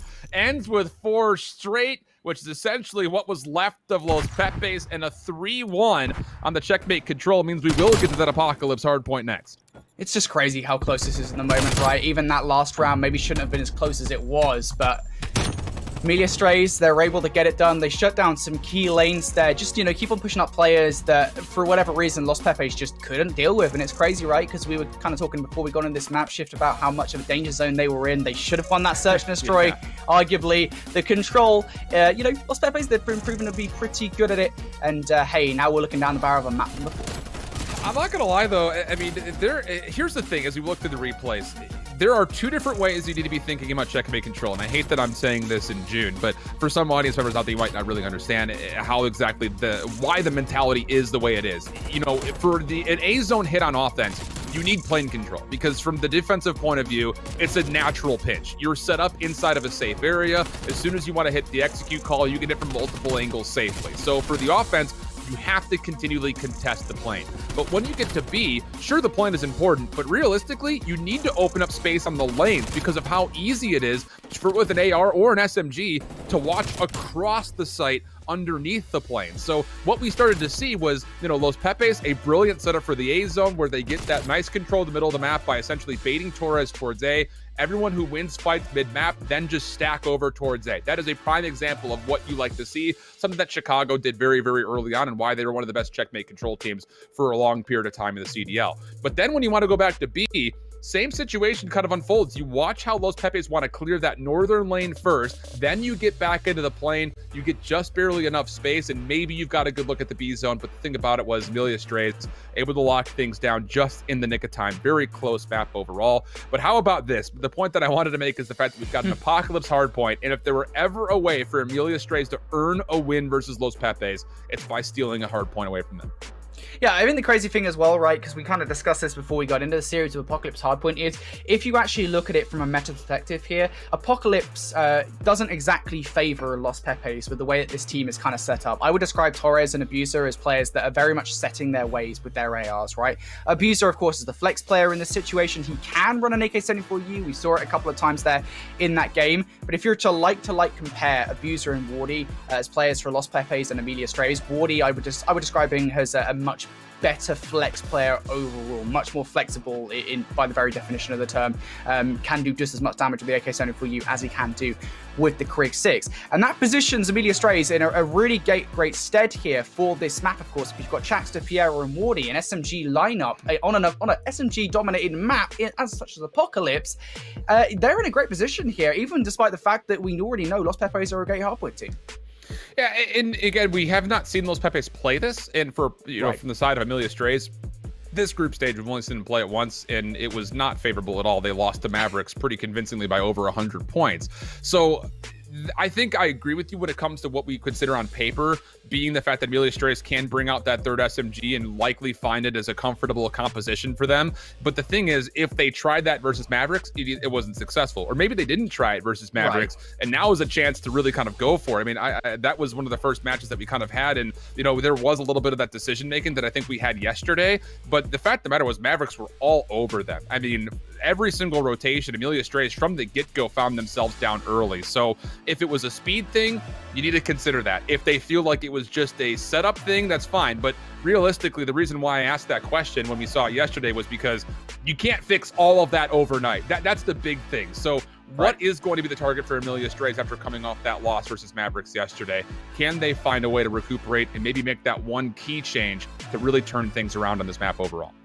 I will say, I think, you know, you're looking at two very different beasts there, right? With Mavericks and Los Pepes. Mavericks SMG lineup is scary, like really scary. Even Vickle, if you kind of turn your mind back to that game yesterday, Vickle, of course, the newest arrival for that roster, and asking questions about them, he played really well in that map. And, you know, when you combine him and Eric Boom over the course of the last 4 or 5 years, every time those two play together on a roster, it is an SMG force. So this is, I guess, is a very different beast, where maybe you're coming up against a team that have holes in terms of this sort of 3 SMG lineup. Are they as strong as a roster as Mavericks, right? So you kind of have to look at that in a maybe a positive light, but I definitely agree with you, right? You know, there are still mistakes to be fixed here in this map, but there were glaring errors that were being made, quite frankly, yesterday on Apocalypse Hardpoint, such as rotation. I think it was like rotation from P2 to P3 that just P2 to 3 wasn't really prioritized. It frankly wasn't. Yeah. Small update as I was looking over my second monitor here. Orgless have defeated Hot Tub Meta 3-0. So we do know for a fact that there is at least one team that will be at 2 and 5. So the hopes that I think we all kind of had about seeing a 6-way tiebreaker situation has gone out the window. Elevate and Mavericks are actually tied 1-1 right now as well. After Elevate dominated the hard point, it was Mavericks who squeaked out a squawk? What is the squeak is the right word. You're fine then. They squeaked out a search and destroy 6-4 on Express. So I don't know why I second guess what the past participle of it's okay, it squeak happens, was, but it's hot. Okay, this is really hot for us here at home. I actually am sweating right now. I'm not lying. Yeah, dude. I don't know if anyone can see. I'm literally glistening right now. You know, everyone in the UK, because obviously I know there's going to be UK folks watching the stream supporting their AMELIA Strays brethren, or maybe not. But you know, who knows? You know, it's very hot in the UK right now. I can imagine it's also pretty hot where Alan is situated in the US as well. So we're kind of just sitting here in our chairs or whatever, sweating our butts off. It's crazy, but it's okay because the heat is rising, not just physically, but also in challenges. I'm enjoying this one, Alan, and you know, the implications for what happened with Hot Tub Meta there. Now they are kind of relying on another tie near the bottom of the table to survive, of course, because they finished now what 2 and 5, I want to say. 2 and 5. Yes, it's not great, is it? But their fate now lies in the hands of the rest of the teams here, the rest of the matches going forward. Let's see what happens, though, between AMELIA Strays and Los Pepes. This could well be the map where Los Pepes guarantee their place in the knockout bracket. And just one final point, you have to keep in mind that Hot Tub Meta did beat AMELIA Strays. So in the scheme of a multiple team tiebreaker, you're actually hoping that AMELIA Strays loses here, so that way you've got at least some sort of an edge. But how about this off the break setup from Los Pepes? Hard gamble stack through what I like to call the no-no zone, through that kind of top cave area, and they find success getting around the back, which means now Wardy has to deal with it. And that's something that I feel like we said a lot yesterday. Wardy has to deal with this, that, and the other thing. This time he does not find any success, and with that, Los Pepes will flip the spawns around, and they get exactly what they came for. I find it crazy the amount we're talking about Wardy has to do XYZ, right? Because he is the newest addition to this roster. He shouldn't be in this position, and yet somehow he finds himself there pretty consistently with AMELIA Strays at the moment. Maybe that will change over the course of this game, but for the moment, AMELIA Strays working off his and many other plays. Jordy, okay. That's a pretty clutch 2-piece to kick things off, and a nice Semtex stick as well on the Watson.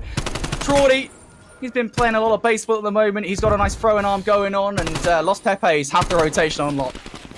Just like the small moment to sit there and say, I'm not going to reset the gunfire, I'm just going to hold down the trigger to get the transfer off, is, I would say most people would not do that. This is this incredible heads-up play from Koo.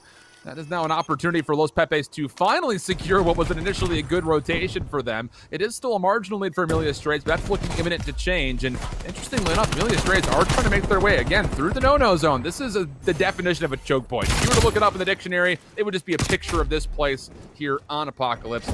Now, at least there is enough members for Wardy to get on for a moment, but it's such an easy read from that position. Piero realistically just needs to wait for help before he can make a play. I love this shift certified call out that we got going on at the moment. The no-no zone.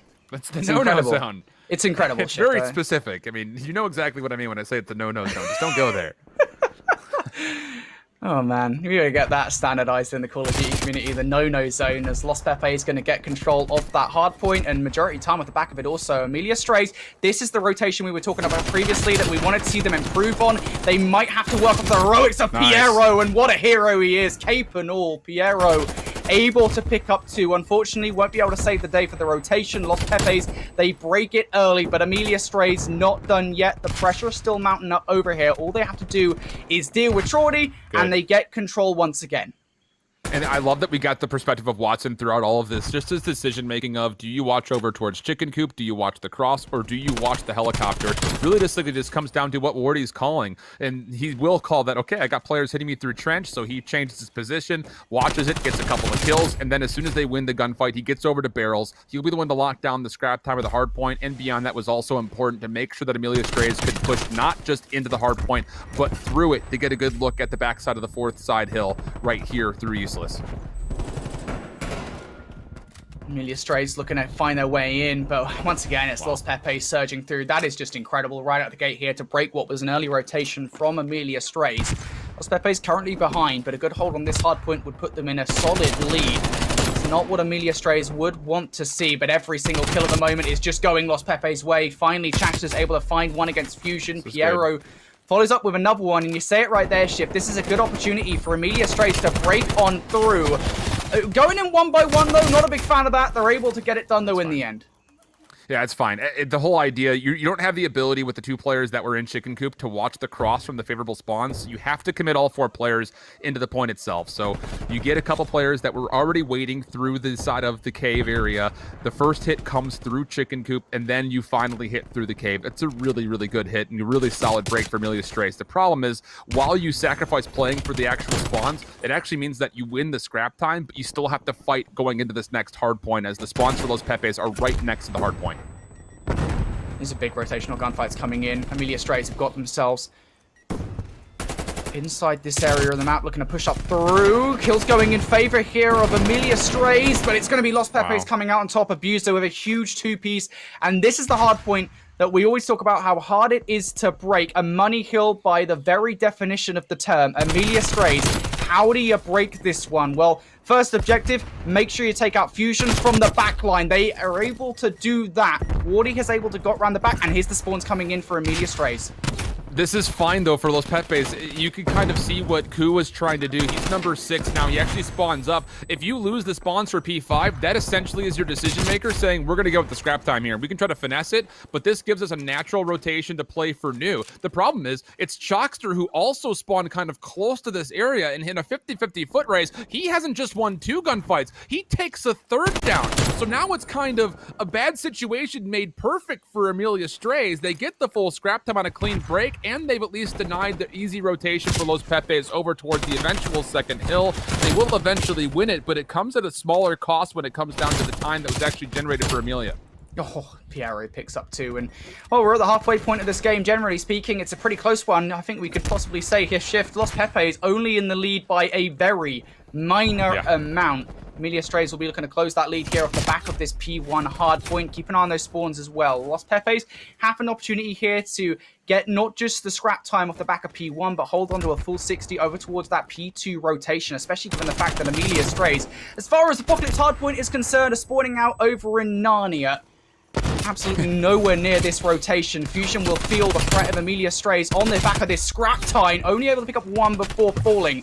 However, good news for Amelia Strays here.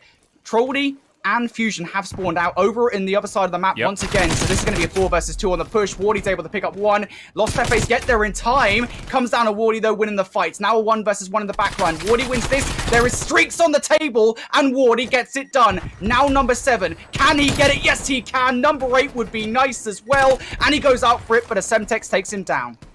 That's just... I hate to just frame up this entire series as the Wardy show, but hello? Have you guys seen what he's been doing over the last 3 maps? That's an absolutely incredible solo effort from Wardy. The last player in to kind of make sure the hard point is contested, and then he wins 3 more to make sure the spawn stays broken. Chuckster says, that looks like fun. How about 5 for me? And now another set of streaks potentially in the conversation for Amelia Strays, as they will likely lock down the scrap time. And those streaks are really important in a map such as Apocalypse, right? There are so many open hard points where those streaks can come into play. Generally speaking, I swear Apocalypse always end on P1, so those streaks can absolutely come in clutch later down the line. Maybe Amelia Strays won't need it. They've got this rotation over towards New. As I say it, though, Los Pepes able to break on through, but not when Wardy just continues this one-man show. He will come through and pick up a couple of kills. Los Pepe cannot get a foothold over this hard point, and as a matter of fact, it is now Amelia Strays in. For this time, once again, an opportunity here to really blow this game wide open. And again, they have that streak to work with at the back of their minds also. You can use that to break 4 or 5. I mean, this is a perfect final game situation here for Amelia Strays, or I should say late map situation, not final game, because we still would have to see a 5th. But the fact is, you can play for full scrap time here on 4, or 3 rather, and then you can use streaks to break open 4, get on, hard commit to the full time at 4 if you need to, and use streaks to try to break open the spawns for 5. So win condition has been established just because of the individual plays that we've seen from Wardy and Chaxter here in the late stages of this map. Well, Amelia Strays and Los Pepes, this one is not done just yet. Amelia Strays, they've given themselves a solid advantage. Los Pepes, though, they need this hold, and here comes the streak from Wardy. How effective is it? Well, it does the job of getting them out of the hard point. I'm more interested in the follow-up from Los Pepes, and I'll tell you what, Shift, this is a pretty good follow-up. What a response to a streak from Amelia Strays. It's negated pretty much straight away. But how about another one in? From Chaxter from his earlier spree. This time around, it may be more effective. Los Pepes still in this hard point, though. And once again, that is 2 streaks gone, fallen by the wayside for Amelia Strays. And what was, I think, certain doom for Los Pepes has now turned into a glimmer of hope. It's just like the streaks essentially turn the 4th hard point into like the off-the-rip break from like a dodgeball game where everything's right in the middle, both teams are on opposite corners, and they have to run at each other. And 2 straight times, those Pepes don't just win the gunfights, they dominate the gunfights. So now we've got ourselves a situation where the game essentially comes back to neutral. Yes, there is still a significant lead for Amelia Strays, but those Pepes, they're going to have the spawns here for 5, just need to win the gunfights on the break-in. That's huge. Chaxter and Watson even winning those fights is just enough, really. It wards off Los Pepes for a moment. It weakens their defensive hold as Wardy and Piero come in for a go at it themselves. But Torres, he loves this wall. He absolutely loves it. Tries to fly around the corner with the Diamante to close out the situation on this hard point. Los Pepes, they are in a good stead here to potentially get a, well, I guess to tie this game up, realistically speaking, but Amelia Strays, they won't let this one go. I don't really know how much of a choice they realistically have, though. Los Pepes seem to have the numbers every single time, and they're back in for this last 20 seconds or so, and realistically speaking, Amelia Strays, you kind of want to set up for P1. You don't want to keep on going up this hill. Huge kill, though, in the back for Chaxter. I was about to say, if Fusion can get through, he can foil the entire setup for Amelia Strays on New, which is where they have to play for. They've got the P2 side line, but you cannot focus on that second hard point because 30 seconds is doable on this first hill if you're zoning correctly, which Wardy takes care of the trench. You've got Chaxter also watching over towards Chicken, and now over 230 points go Amelia Strays. This needs to be a well hit together push. This needs to be from Los Pepes. You need it to happen. Wardy pushes all the way up into small. Los Pepes, they get a couple of kills, though. Chaxter has been a force for Amelia Strays. Can he get it done? No, he cannot just yet. Los Pepes still have a presence over it, but Piero picks up 1. This all falls on Torres. He cannot get it done. Amelia Strays, 1 more kill, and it will be over. Amelia Strays force a game 5 here. Shift, what I'll tell you, every single time on Apocalypse Hardpoint, it is a P1 finish. And it is once again.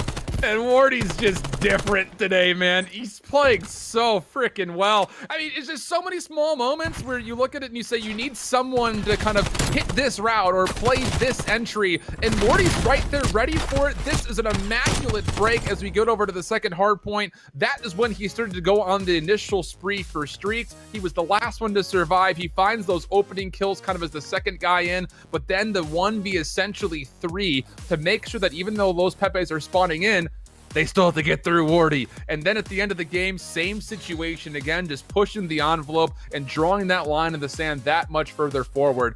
It's just been such a electric show from Morty, and you have to feel like if you can keep that up going into the 5th map, we could be in for a really interesting affair. But that is an absolutely brilliant display from Amelia Strays all in all to get the Apocalypse hardpoint win. Oh, for sure. And it felt like, the midpoint of that game where Amelia Strays really started to pull away from Los Pepes. And all credit, to be fair, to Los Pepes, right? To be able to survive the onslaught of streaks over on P4, I'd be pretty impressed with Los Pepes in that situation, if I'm honest, to even make that realistically within touching distance of that hard point. But again, I have a feeling a lot of this replay is going to be Wardy and Chaxter, generally speaking, just for the plays right they were able too. to make, right? And just this sub pressure from Chaxter. We talked about Wardy before we got into it, how he with a sub, that third sub player, the flex player for this roster on Apocalypse hardpoint, a real force, a real difference maker. And I think honestly, that is where it was felt there. Yeah, this moment right here was a huge one, though, for Los Pepes. I mean, Amelia Strays, like you mentioned, they've got win condition. Every single time those streaks come out, it forces Los Pepes to play in Useless and Chicken Coop. But both times, as soon as the 50-50 gunfights came through, Los Pepes dominated them. So you needed to see a performance from Amelia Strays to work, not just for the 4th hill, but they had to fight tooth and nail for the 5th, which didn't look all that great because we saw Torres was just spamming through the wall, finding kill after kill after kill. But the head position from Morty, knowing that it doesn't matter what happens next on the second hardpoint, we're not going to get there. Let me play aggressive through Trench. He goes on another spree to lock the game up. It's just, what a fun series this has been so far. And that means we've got a Miami search and destroy to determine it all. Again, this what's on the line for anyone who may have come up a little bit late. Los Pepes win this series, they should be comfortably out of relegation towards the knockout bracket. If Amelia Strays wins this, it gives them at least some sort of a cushion to stay away from the relegation conversation, but they may not be fully safe from it depending on the other results happening today. I will say as well, right, because we were kind of a little bit disappointed with the fact, of course, I say a little bit disappointed, it implies bias, but I mean, I guess we are disappointed that there wasn't a 6-way tie here in European Call of Duty. What a crazy finish that would have been to the round robin stage, but, there is still an opportunity for a 5-way tie, I believe, right? Hot Top Better may go 2 and 5, but everybody else can still go 3 and 4, because they lost to August, who were not in that tie situation regardless, right? So if Mavericks beat Elevate, they still go 3 and 4. They did, by the way. They did? Okay. They did. 5-way tie central. Here we come, guys. Amelia Strays, if they beat Los Pepes, we're about to see a lovely tie situation to close things out. I honestly, and this is not to say I'm biased at all, I would love to see it. It would just be incredible because it comes down to that next series, next up between War and Originals, therefore, which is legitimately the last series, by the way. Yeah. It's so much riding on that one. Yeah, so Amelia Strays, yes, if they lose this series here on map 5, the only situation that could still unfold for tiebreakers when it comes to relegation is if also Originals lose. You'd have a 3-way tie at 2 and 5. So otherwise, we would have a 5-way tie for who's the second team to be relegated. Dude, it's nuts, man. I mean, this is why we love the second week of Challengers Elite. Tuned in before. My goodness, have you missed out on the entirety of the season, but this is why we love the second week. Things get so intense down the road, and especially as we've gotten longer and longer into the season, this league format has provided for a much tighter dispersal between the top and the bottom. I mean, again, Elevate at 1, they're already comfortably in playoffs, but they still lost to a team that was 2 and 4 going into the day. So that just goes to show that the competition between all these 8 teams that we had here, not just in this stage, but also realistically from stage 3 as well, has been tremendously close, and that's why we love it. But really, the story that we need to focus on here, and we're getting a little caught away with ourselves here, is the fact that we've got a potential reverse sweep on the cards to maybe stave off relegation. And that sounds fun to say. It does, doesn't it? And it just fits again with the overall theme that we always have with these last days where anything can happen. These are just crazy last days with all the situations that could fall into place. I'm sure the coaching staff behind Amelia Strays and this Los Pepes roster will be eagerly sort of biting their fingernails at the moment to see what happens here in this Game 5. Of course, just to make this very simple for you guys, if Los Pepes win this series, they guarantee themselves a spot in the knockout bracket and they are safe for that spot. And then, of course, it kind of puts Amelia Strays in a not so nice position. But as for this Game 5 here, Shift, we go to Miami Search and Destroy.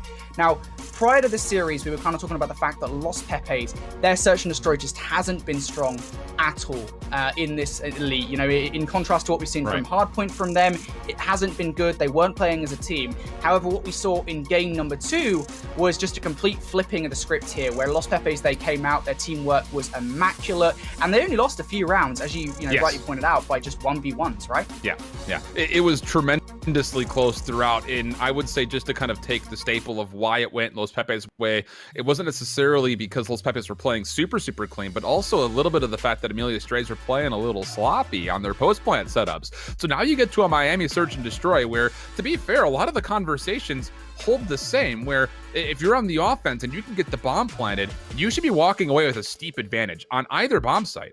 Obviously, over towards the beachfront on A, you've got the ability to kind of safely watch it from the front side of the curve by hotel, or you can watch it from the catamaran boat out on the beachfront itself. And then the opposite side towards B, you've got the high ground to play with by the top piano bar, or you can play over towards pier. So there are key positions that I really have to kind of keep the microscope down on Amelia Strays offensively to see what exactly they're doing once they successfully get that bomb down. On the other side, defensively, what are they going to do to deny Los Pepes the ability to play from those positions? Because that was also a factor in that Moscow Search and Destroy all the way through all 11 rounds.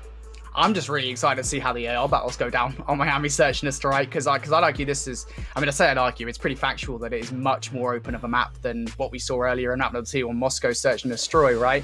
So this is where you're really going to see Los Pepe, I would argue, their biggest strength in Torres and Abuser come out to play.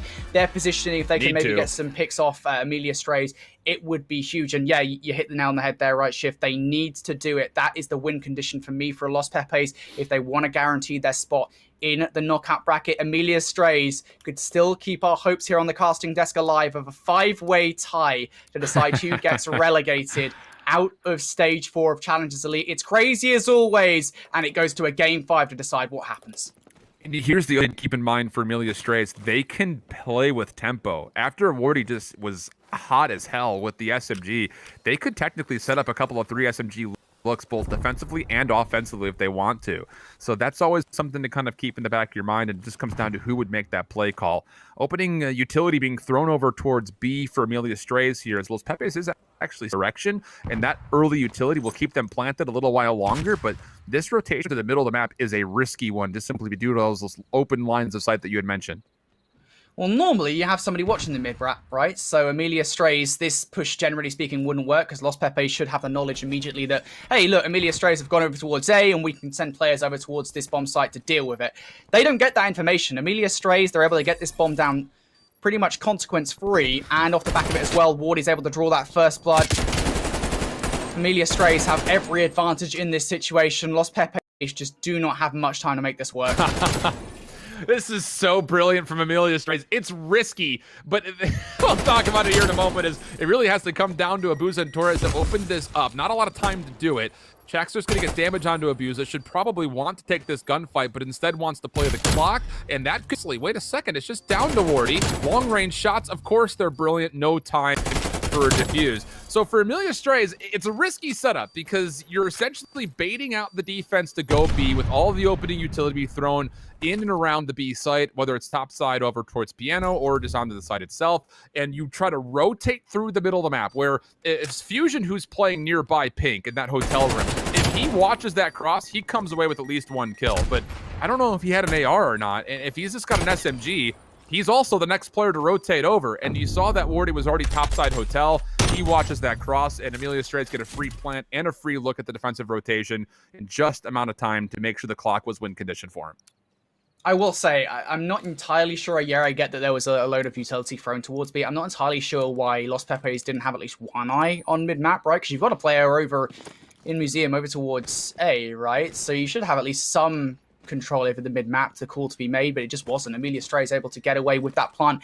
Consequence free, but over into round number 2 now, and Amelia Stray is playing this one aggressive straight off the bat. Straight into pink they go. Watson picks up 2, though. And that will, I guess, put Los Pepes in a less than desirable position. Abuser and Torres have to pick up this bomb from effectively no control over this piano area. I can count on one finger how many times I've seen an AR push down Main Street like that, and it's right there. That's the first time I think I've ever seen an AR be the one to aggressively push into the front side of piano. It's absolutely brilliant. You essentially stack your SMGs up top. They have to kind of read how many players there are. Watson comes through with 2 massive kills and keeps his life, but the responses from Los Pepes, not bad. It's 2v2 overall. The problem is Watson has now moved over towards the docks. He will find 1 elimination. Torres should find the trade while he's floating water, but instead decides to cut this one a little bit closer. I think Watson maybe just saw the top of his head. Torres is not in a great position here. Realistically speaking, I can't see him getting out of this one. There you go. Ace. Takes a few shots from both of them. And Ace coming in there. This is, like, how many times have you ever seen an AR make this push? I haven't. I mean, SMGs, sure, but AR, not often. It's a Crig 6 world, mate. And we're living in it. Yeah, we're just living in it. Yeah, I'm paying rent in it right now, apparently. But a full-on ace from Watson as he finds the 3rd and the 4th means that streaks have immediately been thrown into the conversation pool for Los Pepes. The deal was, rather, I should say. Well, could you imagine if Watson gets these streaks early on, right? I mean, that's so damning to this Los Pepes side, especially on a map such as Miami where both bomb sites are open. Maybe be less so, but still, it's still a danger. We'll keep those to the back of our mind as Amelia Strays move forward here. A great start for them in this search and destroy. They seem to have hit a wall here, though. Los Pepes have control over the B site.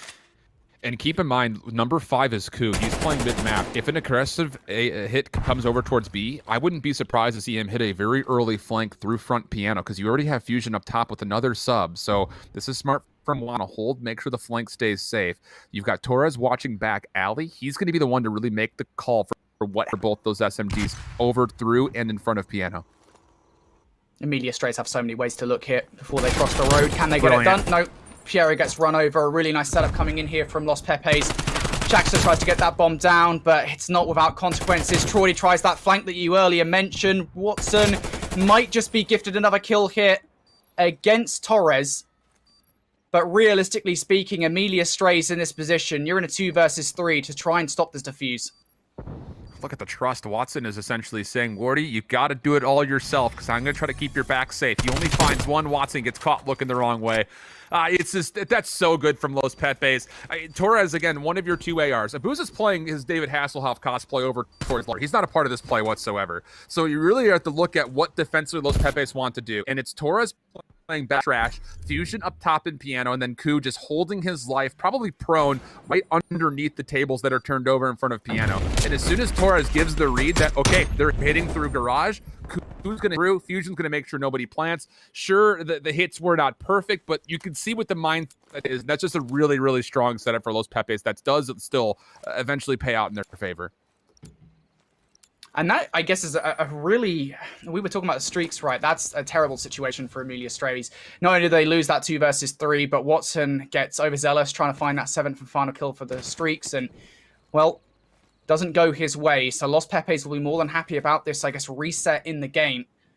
Now they want to take this bomb over towards A. This time around, Amelia Strays, they've got eyes in the mid-map. Wardy's going to see it. And, well, Wardy's got some pretty crisp Crig 6 shots going on at the moment. Shifts, of course, he's going to win that gunfight over towards the beach. It's the Wardy and Watson show right now. 10 kills between the 2 of them. None to tally between their other 2 members for Amelia Strays. So defensively, if you're Chuckster and Pio, you're saying, thanks, boys. We really appreciate this. That is the bomb carrier also dropped. So Los Pepes, we're going to have to collect this. And the thing about it is with that first blood, this is what I was worried about. Amelia Strays could actually get a bit aggressive, not just through this courtyard, but also you have to take in mind that Chuckster and Piero are playing over for a flank through hotel. Abuser and Torres, or a Fusion, sorry, have to find something in this situation. At this point, you're kind of expecting an individual play to make this one happen, but Abuser's just in a horrendous position. Wardy's going to spot him out as soon as he turns this corner. Or he should do. No, Abuser's actually managing to get away here.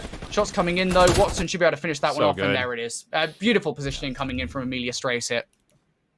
It's just when you've got numbers like that, Amelia Strays, even during the Moscow Search and Destroy, you can see that they're just trying to play a little bit of a bait and switch game where, yeah, I'll watch you long, you just make sure you get the trade. There were a couple of moments where that didn't go correctly on Moscow, but the setup was there for it. So you have to really admire the fact that they are doing a nice job kind of playing, at least in duos, for the most part, when it comes to kind of playing switches. Just one player play for information, you play for the kill once I give you that intel.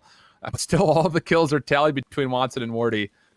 And see if that will provide another W for them in some form here as they go up 3-1. Watson, he's watched this cross before. He's just trying to see if anyone's going to aggressively push through the 8 courtyard.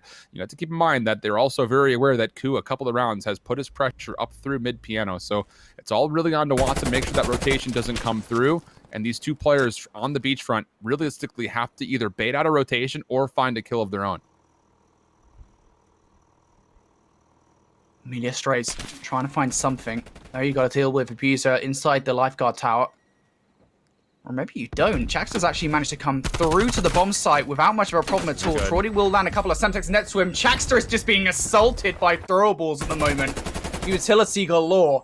And he will end up falling to it before he can get that bomb down. And now all the information is in favor of Los Pepes here. They know that bomb is down on A. Amelia Strays have to try and retrieve it, and there just is no time to do it.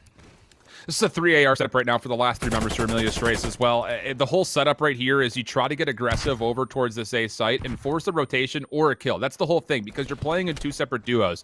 The 2 over the middle are trying to hold off and work these ARs into a spot where they can watch players rotate, but some way, I don't really know what was missed, but Watson doesn't actually see Los Pepes rotate over. So 3 members for Los Pepes get over to the A side. And this round is by the time. It is just one of those things that setup I really enjoy a lot, but it looked like Watson missed the timing through mid-map where he doesn't actually see Los Pepes rotate. So you've got Jaxter who commits to getting the bomb down when he doesn't have the ability to, because there are 3 members surrounding that A site. So something must have been missed right there, but for Los Pepes, they take advantage, and now they just find themselves down 1. Los Pepes far from out of this game just yet. Something I kind of want to turn your attention to here for Amelia Strays. You mentioned already that this was the Watson and Wardy show, right? Well, I never expected it to be like this, where Jaxter and Piero haven't really had any say at all in how this game has gone thus far. If they can really step things up a gear, Amelia Strays may find themselves in a much more favorable position. Los Pepes will want to be aware of that going forward. And here's an opportunity for Jaxter to draw first blood. He will get it, but immediate trades coming in for Traudy. Wardy, though, picking up 2. It's Traudy left up in a 1 versus 3. No chance, my son. So good from Jaxter, first and foremost, though. He just has to find 1 kill. That's it. You get the information. You've got 2 ARs that can rotate to help you. Wardy, the whole time, like time and time again, is just watching the mid-cross. And once he gets the read from Jaxter that there's at least 2 players, he turns his attention and helps out his teammate deep in the trash.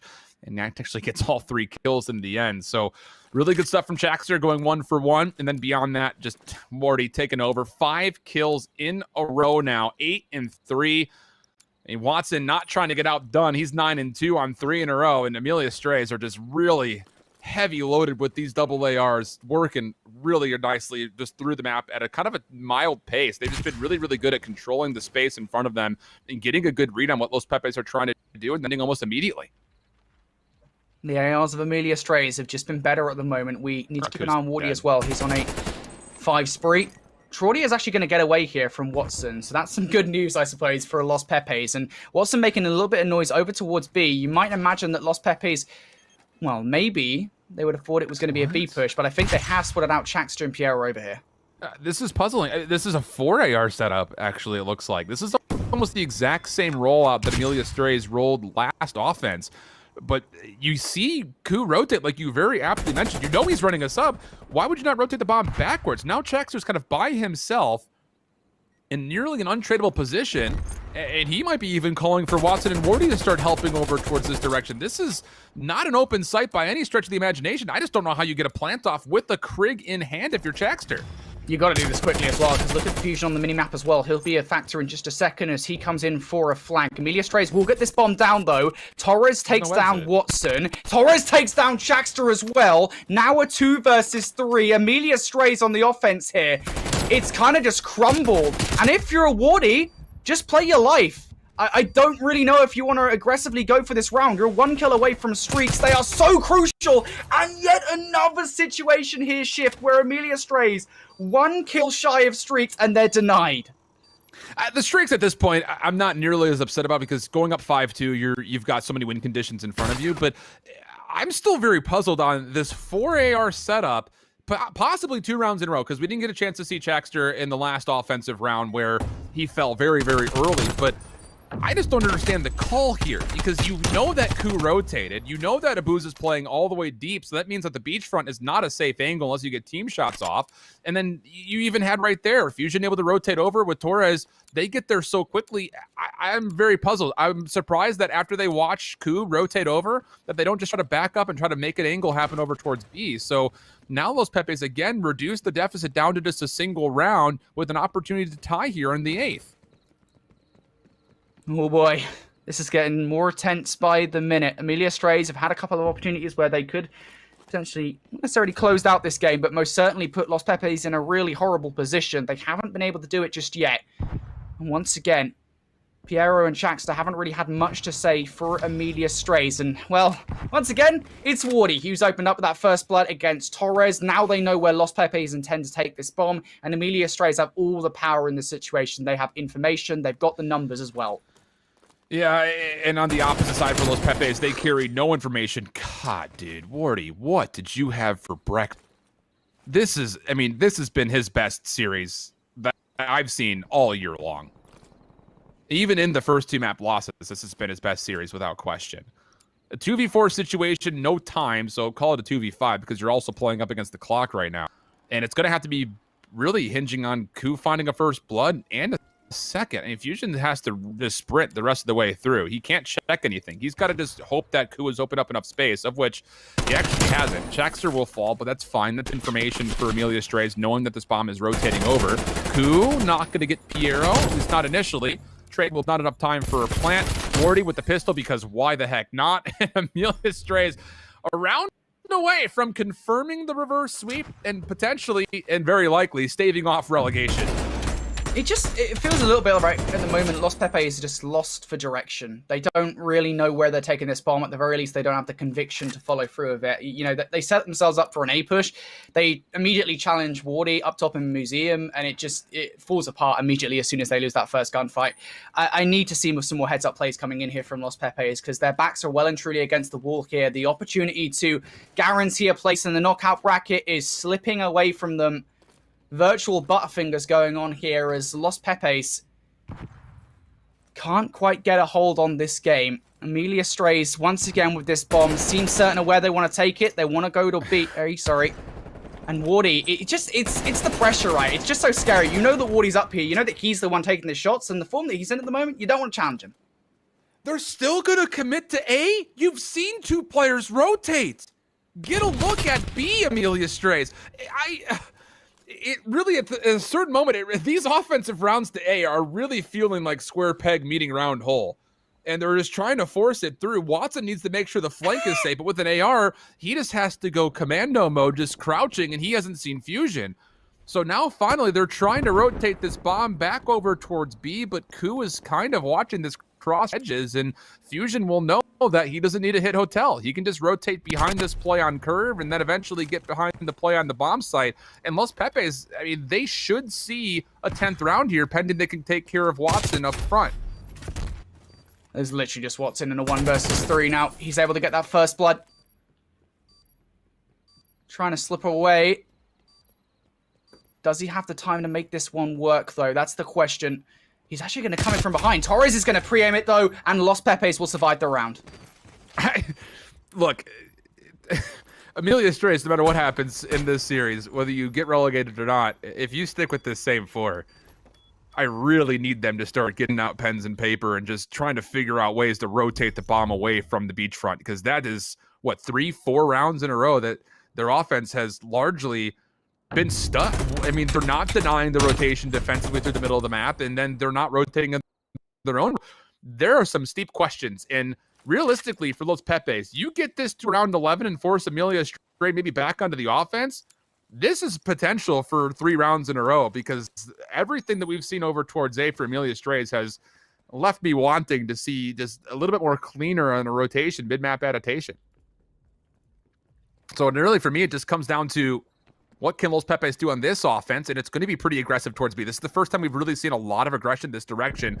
You've got a couple of players nearby, one of them being Chaxter. He does well to keep his life. Right behind him is Piero, a very similar setup to we saw in the opening defensive round here, and Chaxter does well to find first blood. Looking good for the numbers for now, but Los Pepes still trying to get their way through the parking garage.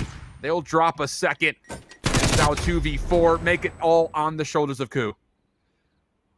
It all falls on Trordy here, 1 versus 4 to try and keep the hopes and dreams of Los Pepes move into the knockout bracket alive. Amelia Strays, they have the numbers to make this one work. What a story this would be though, right, Shift? 1 versus 4, your back's against the wall. If you're ever going to pull a 1 versus 4 off, now would be the time, right? Unfortunately, those warning shots not going to connect all that well. He will get the first kill. Does he get away with the second? No, he doesn't. And Amelia Strays, they do it. They keep their hopes of a knockout bracket spot alive. And Los Pepes, unfortunately, going to let this opportunity slip. They're still going to be fine. I mean, when it comes to the knockout bracket, because it's looking like 3 wins will be likely enough, but still, that is an unbelievable series from finish. I mean, we sat there in the middle and said, hey, if you can find a way to win the checkmate control, Apocalypse Hardpoint doesn't look terrible for you. Miami Search and Destroy, kind of the same situation. Austin has got to get your thoughts across the entire series, because I don't even know where to direct you right now. It's just so much that happened. It's tough because that one could have been done in 3, which is what I was expecting with the play that we got, because we basically framed up coming in towards this one. Listen, like, you have to make sure you're locking down the S&Ds, and if you can get a hard point, great here for Amelia Strays. Well, they end up losing the S&D in towards the map 2, which was completely surprising. So they're going in towards the map number 3 on the control, thinking, all right, this is probably pretty solid. But that's when Morty, you know, really has a lot of those big moments. And I know we put a lot of emphasis on him because he had an excellent series, but I feel like Chaxter also had a lot of big moments throughout those respawns that played a pretty important factor for as far as pulling off that win. And that is just something I just don't think we were expecting whatsoever. We're going towards the apocalypse. We're like, all right, it's probably done and dusted here. And they have the great start. And I was like trying to dissect what were they doing so good. It's the starts that they're having in the hard points, and they snowball that, but it was beautifully stopped in towards that mid game where we saw them just completely turn things around, and Amelia Strays were able to pull that one out, and then of course clutch up in the map 5. I mean, a fantastic series and one hell of a way to come away with the win up against the squad for sure. So with that in mind, Hot Tub Meta, I believe, has been officially confirmed as relegated at 2-5 with their loss earlier today. But that second relegation spot is still up in the air. What, of course, a tiebreaker to be the Originals beating Team War, which is what we have coming up next. Stay tuned. We got a lot to break down for you when we come back after this break.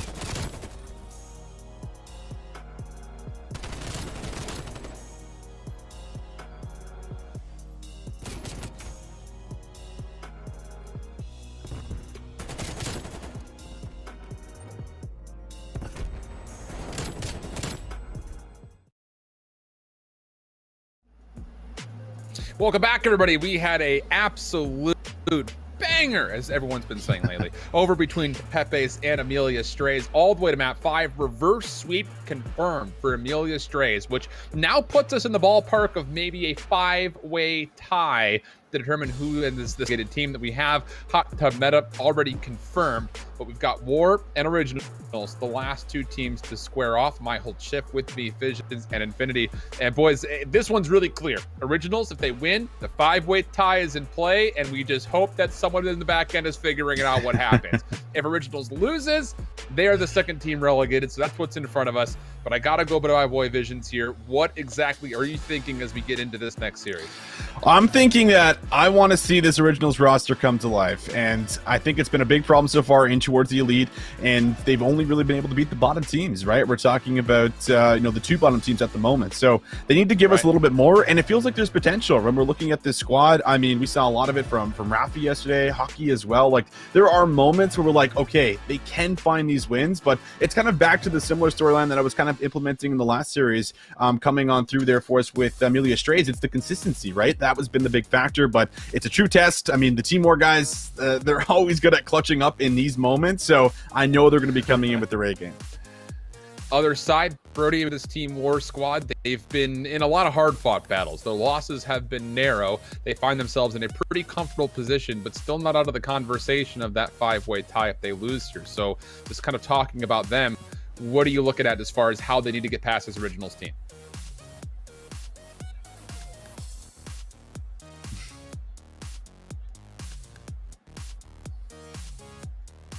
I have muted myself. Apologies for that, folks. Probably for the best that you can't hear my voice, but, there it is.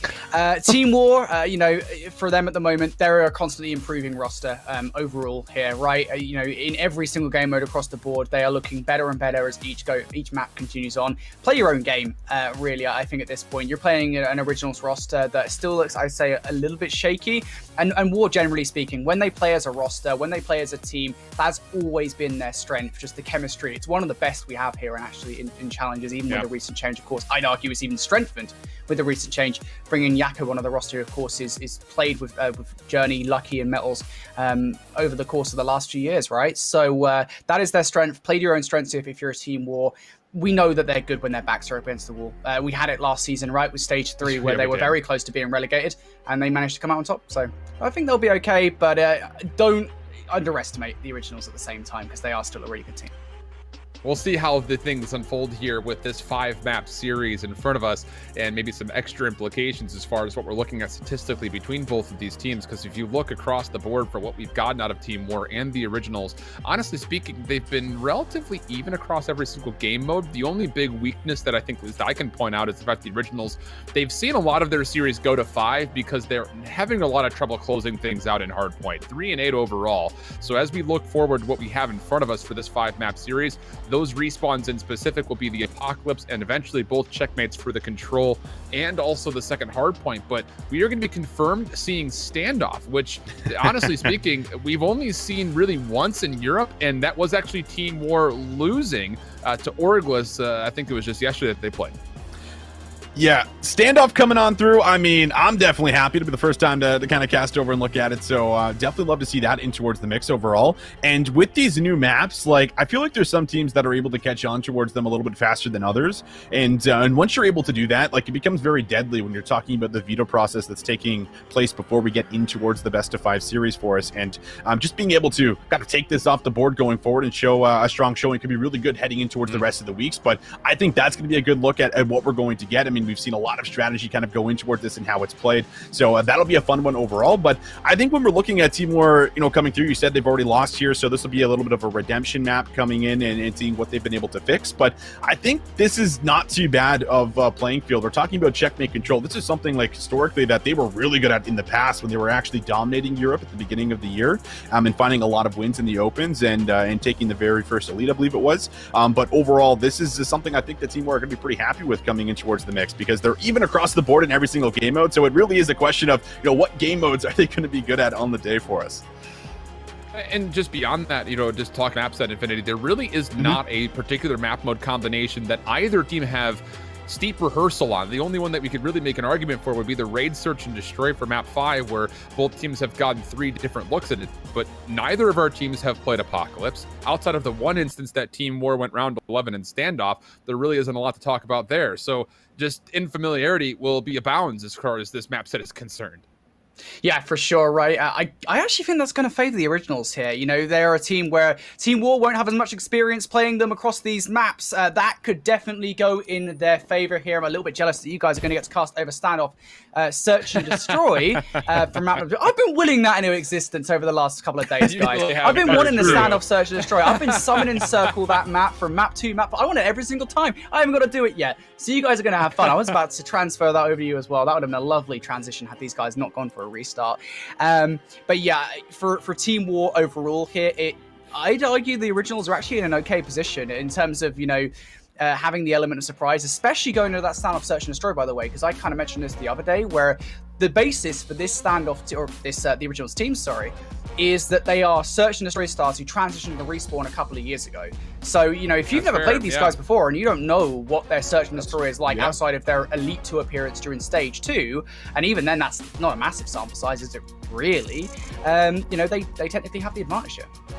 Yeah, that's interesting. I think when we get to the Search, that may be one of the big barn burners, because outside of that, Team War, I would say, largely does hold an edge in the respawn.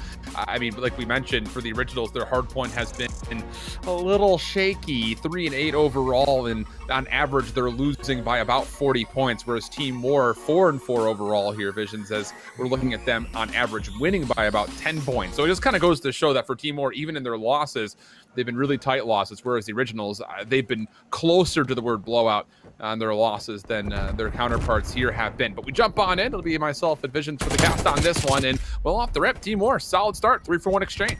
Yeah, not too bad overall coming on in for it. And just a matter of also thinking about the flip in the back of your mind, which does force you to anchor a little bit up. But the originals do actually spawn out behind the spawn that we saw here for Team War, meaning that you are going to have to kind of play on your toes and fix things on the fly. But in the hill, Metals has already had a 3-0 start. Make that 4-0 as the objective man with the sub is going back to his roots there at the beginning of the game here for Cold War. And, you know, just to kind of call some of the problems that originals have had, you mentioned the fact that they're trying to anchor the P2 spawns, but you have to keep in mind that those spawns aren't really fully active, because the first hard point is still the one we're fighting for. So as long as your Team War, you get across the 50-yard line towards the right side of the minimap, that the flip spawns around with enough numbers, and that's exactly the case. Now, on the recovery, originals not so bad, as they had to work their way through the first hard point, and they have essentially done the exact same thing to Team War, where only 2 players will exist inside the hill.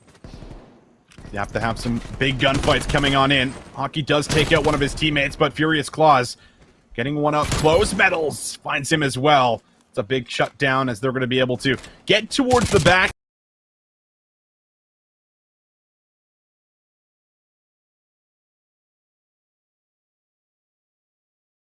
Player 5, maybe a chance for Lucky to actually flip things out, and Grad's got to clean that up. Meanwhile, at the front of the hill, still locking things down, but Yakko finds his window to be able to come on in. The spawns will flip out here, and Team War might just be good for the last 25 seconds, pending they hold off this push. I really need to see originals. Yeah, okay. 2 players are going to try to finesse the old time. Everybody else is going to try to focus the rotation to new. That's not bad. Rafi's actually take down the last 2 kills. So now Team War have to kind of make a similar decision. Do we want to play for some of the scrap time or play for the rotation? So big wins there for Rafi. Yes, the lead is still pretty significant for Team War, but at least this is a little small nudge in the right direction for the 50-50 hard point in the initial stages here. And the third but Journey for the find not just one trade. He also finds a lot of real estate to play with around the hill. And Journey having to deal with all the pressure that's about to flood on in, but the originals, they're trying to set up the coordination for the hit. There we go. Rafi finds the first one. However, Yakko able to find himself 2. Furious Claw says, I got 2 of my own. Throws himself right inside of the time. Nade is not going to be great, but reinforcement should be here, as there's still 30 seconds to play for. You would love to get this if you're the originals, but Journey takes the time to take a route, comes in on the pinch, finds 2. Looked like he might have snapped there on towards Grad, but Lucky right behind him. 4-1, however, still not control for Team War. The originals throw themselves back in.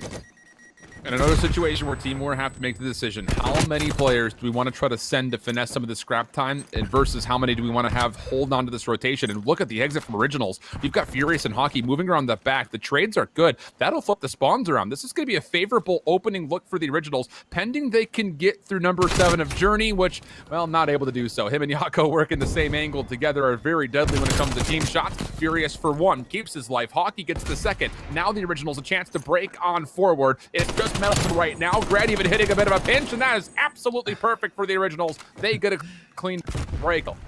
That was perfect. Furious Claws, he just waited and just like was tagged up. Like, I'm just going to hide in the corner. I know a pinch is coming on in. So he waits, and that will be the kills in from behind. And now the setup intact here for the side of the Originals. But Journey from the side, looking to try and make a pinch of his own. Might be able to find Hockey, but can't get that double up for himself. So Metals forced to salvage the play. And well, there it is. That's the double you needed. Metals killing like this, making it look easy, but will be caught on the reload. Maybe not fully understanding where the members would be coming from for the Originals. But we look at the tally, and that Team War early build up there for as far as the score has actually been diminished, as the Originals are right back in this game and now are in a good spot to actually lock down P5. They're doing all the small things correctly, which is good news. Again, like we got into this map, I was talking about how maybe they play a little bit too passive, but they're doing all the small things correctly in the scrap time, which is good news, and that will eventually allow you to keep clawing your way back into where not only do you reduce the deficit, you could actually build a bit of a lead off of that, and that's exactly what's occurred so far. But Team War, a good setup here. They've got 3 players working around the back from Useless, which means that for the Originals, they've got to hold from inside the hill. Grad will walk to the line of sight of Rafi, who will essentially double up, 1 onto a teammate, 1 onto the opponent, leaving Hockey to have to respond. Gets 1, stays alive. This will be good for some contest, and more than that, the Originals can reinforce. Just comes down to at what point do you actually want to challenge, and there it is. Grad will toss out a Semtex, find double kill with that, and the Originals will start generating a little bit more score here on the 5th hill. Oh, I mean, the fact that they're holding this from the front is actually a miracle at really times. We see just how difficult it can be, right? When you just have that constant spawn in the back, you just flood your numbers in, but all the subs are just winning their battles, finding these multi-kills, and Grad is going to find another one, puts him on 4. Metals is just trying to come in. They're trying to clean him up, and he even takes down 1 more. So a good position to be in if you're the Originals, but they don't exactly have the spawns for new, which is what they're slowly going to work for. However, they do find themselves right in towards P1 time, where they are now starting to build themselves up a nice little lead. Huge awareness here from Grad. Oh my goodness, that's so smart. Then to go search out those players in the back, because spawns will be blocked with you in that position. Really, really solid stuff from Grad to know that he can essentially just wait for Team War to try to hit a bit of a pinch. Brilliant stuff. But now Yako trying to make something very similar happen. He'll find 3 in a row. Slow start for the young gun, but he's starting to warm up just a touch, and Team War are actually finding some really good time here on the first hill. So they're actually the ones now digging back into this deficit, but the next task will be getting the scrap time and finding a way to contest the initial hill coming into the second hard point next. This is a big moment, and Metals is the one that's going to lead the charge. 1 player going to pinch, while 3 Team War members work through the back. No kills come through just yet. Metals gets caught slipping a little bit in the window. Rafi finds 2. Journey realizing that I can't make a pinch happen. I'm going to try to double up with Lucky in the back, and Furious Claws still understanding that a couple more players might be here, and we'll see a kill, as that is all white in the feed. The spawn's still in the back for Team War, but they are struggling to get on the point. Yeah, this has been a super solid hold. Rafi actually 2 hills in a row here on the second hard point. Why he's been so good and why the Originals are continuing to fight back over and through this gold area. It's going to be down once more, though. He's on 4 in a row. Not going to be able to get the 5th Metals and Lucky combined for the final 2 kills, which will be good, likely for scrap time. But once again, I still like to see that from Furious. He's not going to be able to do anything with that largely, but it forces Team War to have to kind of hold their ground a little while longer, and it means that realistically, Yako's the only player stretching forward for new. So he's going to have to do something special, and you know that he can. He's already on 2, looking for the 3rd. The shot punch will be good. It's just unfortunate that Journey was also trying to assist, and while doing so, he actually kills his comrade. And Journey up top, he's got a big roll. He found a nice pinch last time around, but Team War actually did not get a whole lot of time off this hill when we were talking about barrels in that last rotation. So this time that needs to change. The Originals closing in on 200 points. Journey's going to make the leap, comes in for 1, but Furious Claws, quick little snap, no hesitation. Everyone from Team War is going to drop, and that first push will not be successful. Furious Claws going to try and make something happen as he presses forward, but Team War doing a good job finding the kills as they trickle through the front. Lucky getting 1 more, just need to find Hockey in the hill, and Team War will be able to break through just about halfway in towards this hard point. But they have to win this next rotation, otherwise the game just very well could be over. So there's a lot left to do, and these kills are really good for the effort. Grad has to respond to medals, and will do so. Needs to just play his life from here on out. You don't have to fight for too much more, but as he tries to contest the rotation, he does get caught. So Team War will have a couple of members who could contest this early time here on the 4th. It's alongside Raffi, the last 2 players for the originals that realistically could open this hard point in their favor, and they each find a single kill. Lucky they're saying, okay, I don't want to give away my life. Let's just wait for a bit of help. And as he does, he's able to track down a trade onto Furious. Ooh, a nade from Krat is just perfectly placed. Finds Lucky on his way out, and now you've lost a couple of members. It feels like the originals holding on towards very strong setups, and they can still win off of this hill. 225 to 164. Team War need to find an angle to break inside of this hard point. Yakko able to turn, but can't finish off the kill. Journey now in from behind, gets some excellent support as he's able to find himself 1. Lucky cleans up 2, and Team War will in fact break. They'll hold on, but the focus has to be for new, as the originals still have a very big lead. And a couple of members just spawned right here. So, ooh, interesting. Journey's going to spawn to Trench side. He's got to cut off this rotation, but still, they can maybe even still win it here. It's going to be really close, but okay, I was going to say, got to be careful here, Team War, because you got to make sure you're still securing this scrap time. 238, 178 to tally. Hockey not really sure about this play, but still does win the elimination. Team War should spawn in still, though, so it's going to be down to who can get to this hard point first, and beyond that, how many could Journey take before he eventually gets overwhelmed. You feel like he likely will with how many members are coming forward, but don't rule him out. There's the first. Tex finds the second, almost turning for the third. Furious will have the final word, not just onto him, but also onto Lucky. Now the pressure back into the spawns while the originals are soaking up time. Yakko trying to slide forward, not going to get there. There might be enough help. It's on to Furious on 3. There's the 4th. Doesn't need to get the 5th because he'll just hit 250 on his own, and the originals will find the first map. They take that first map, Alan, and it comes in through the front again on P5. I mean, that is back-to-back P5 hills where the originals are finding angles to get through the front of the hill, which is just so difficult to do when we're talking, again, about that close spawn where Team War are going to be able to flood more members in towards that hill before you can, but it's just a lot of clutch gunfights. We see it there right in the end from Furious Claws just winning it on a few in a row to make sure that they do lock down some security in and around that P5 hill and actually hold on towards a setup. I mean, very well done coming on through and being able to match the sub pressure here from a squad, which can be pretty difficult to do when you're talking about Metals and Yakko overall, right? Yeah. Like some of the strongest subs that we have right now in towards European challengers. So very well done to come out here and actually set the tone for us in the best of 5. And just looking over these replays, the start was really nice for Team War. I mean, obviously they were having a pretty significant lead, but the thing that was most impressive about this win for the originals is how they recuperated in this first rotation. It's a lot of small decisions in the scrap time that allow you to keep kind of clawing back in to the point where you're not even just clawing back in. Like you mentioned, this hold from the front on the 5th hard point, that was near flawless, but they got 40 plus seconds on the 5th hill from there. And then this rotation, I just love the fact that for the originals, you know that you've got enough pressure to block the spawns towards the second hard point. So kind of hold your angles. Wait for Team War to make the first move off that pinch. They isolate, they get the kills, and then you start to snowball in a pretty significant way once you get past that second hard point. That's exactly it. But, I mean, good recovery from a team that I did not think was going to come in towards this one in, what was it? I think a 3-8 hardpoint record just off the top of my head now of 4-8. So the fact that they're able to kind of start off here on Apocalypse of all maps, which, you know, does come down to a lot of little moments where you have to be able to recover very quickly or at least make very important calls on the fly, and having everyone on the same page be able to do it is very impressive for a team that has not found much success for anyone at the top half of the overall leaderboards here within Europe, excuse me. So overall, European, I don't know where I was going with that. I think I was going to go with European challengers and I cut it off, and here we are. But either way, very well done. Very happy with what they're able to do. And again, now let's put pressure on Team War going in towards a map that was their pick, but they've already lost so far in towards the season. Yeah, really good stuff. I'd say, again, just watching this team as they were playing this over the last couple of weeks, I think the biggest thing was that they were playing very passive on the hard points. That was a much different look. I mean, it started off that way, right? I mean, we called it out, the fact that they were playing for that second hard point in a way that was maybe too much relying on the anchor. But realistically, that was the only major mistake that I could fault them for. I mean, it was a really tight game all the way through, 250-193 as it reads. But as we look forward, now it's going to go to a really interesting point of conversation, because the map of Standoff recently added. When we last did this with Apocalypse, we didn't see it hardly at all throughout the entirety of the stage in Europe. North America, a little bit more liberal about playing it, but this will be only the second time that Standoff has actually been seen on screen in the European Challenger Stage 4. One of those, though, like as we mentioned at the top of this kind of match, highlighting it, was Team War playing it all the way to around 11, which they would unfortunately lose, but that's the only time. So you really have to wonder for the originals, how good is the preparation here? Because I think the word that we got was that Apocalypse was the originals' initial pick for their hard point. So this is a war pick going into it after the round 11 loss.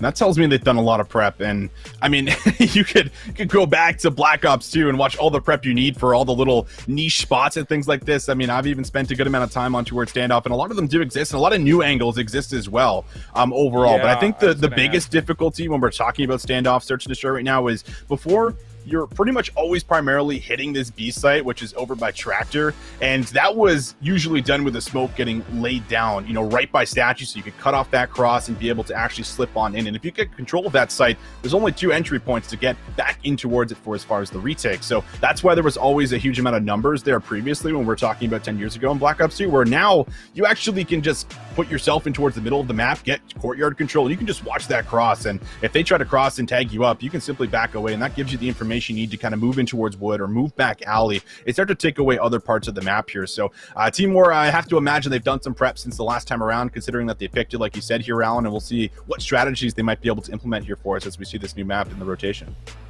I was going to ask it, you've mostly already answered, you know, how different is the map and kind of feeling in your experience with the fact that there is no smokes, no snipers, and maybe that's something that we can kind of keep in the back of our mind and kind of point out those kind of differences as we get into this one.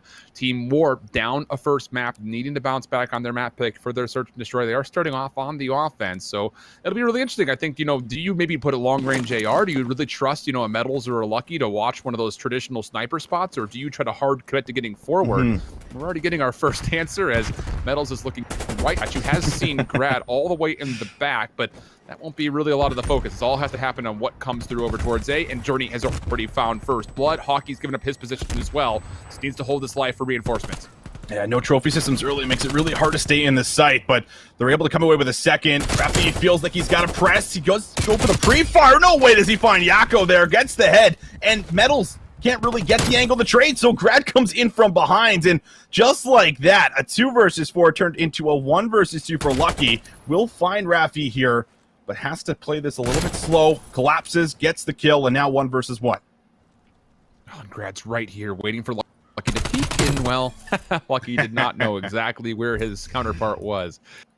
So I would say largely you have to give credit to Hockey for staying alive as long as he did over by the site. Rafi's able to rotate over and give him the assistance and firepower needed to double down. That moment right there is only allowed to happen because Hockey stays alive a little bit longer. So again, good on him to kind of hug that Habe and find every single straw necessary to kind of pad him up just a touch. Even though he did eventually fall, it's rad that final 4, but if he dies earlier, Team War are all over that bomb site with good control in my mind. Well, the originals, they're going to bring the bomb towards the middle of the map. They're going to play for B. And Furious Claws just going to get some stuns. And remember, when these trophy systems have not been built up this early, you really got to utilize those Semtexes as well as stuns and flashes. And that's exactly what they'll do at the start of the round. Furious Claws going to take over the truck in the middle of the map here, which is a really nice position, but typically we see AR players in this spot. Furious Claws takes some shots, forced away, and will meet Lucky, and he snaps on Lucky for an unbelievable gunfight. And this does open up the A site, but the bomb is not here.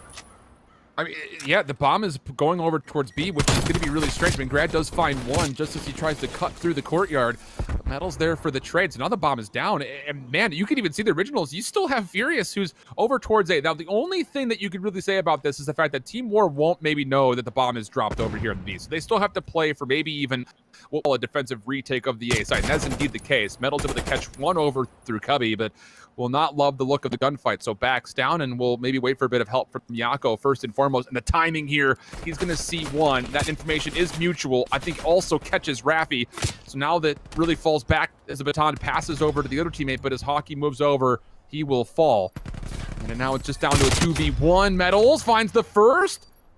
Has an opportunity for the second. Knows that he's got Furious pinned up into the cubby, but instead resets the gunfight and goes to get a full-on 1v1. 30 seconds to play, and it's on Metals to make the first move here.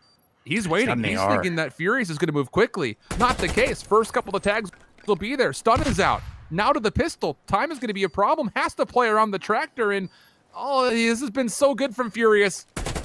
He's toyed with them. He's danced with them. And the kill still doesn't come through. Metals, no, not enough time at this point. And oh my goodness, the dance of the devil from Furious. That's a frustrating moment for sure for Metals. I mean, played that round quite nicely. Comes up with 3. Does at least keep that spree going, but I mean, that's just playing with the time. And that's actually a really difficult moment. Luckily enough, in this game, you don't have that same tractor spot that you used to be able to have, like one of the nastiest headies in the game when we used to see this map played. But overall, you can still find that angle, but it's not as bad as it used to be. So you can't hold it. And Metals obviously realizes this, has to push, and just beautiful movement overall, forcing him to overextend and overcommit, and then no longer having the time. But Metals could still play for a set of streaks, and streaks on this map are deadly when we're talking about this A site. So real. If you can work for them, it can play a massive factor in towards the map too. Good information here for Metals. You'll see 2 players cross right in front of Deli. But the problem is, Grad and Furious stay alive, and now they've got hotel control. I mean, Team War have almost been forced now with that position for the defense to almost have to play for the A site. And once more, Hockey's in the back. Oh, Metals, he's seen out. Oh my goodness.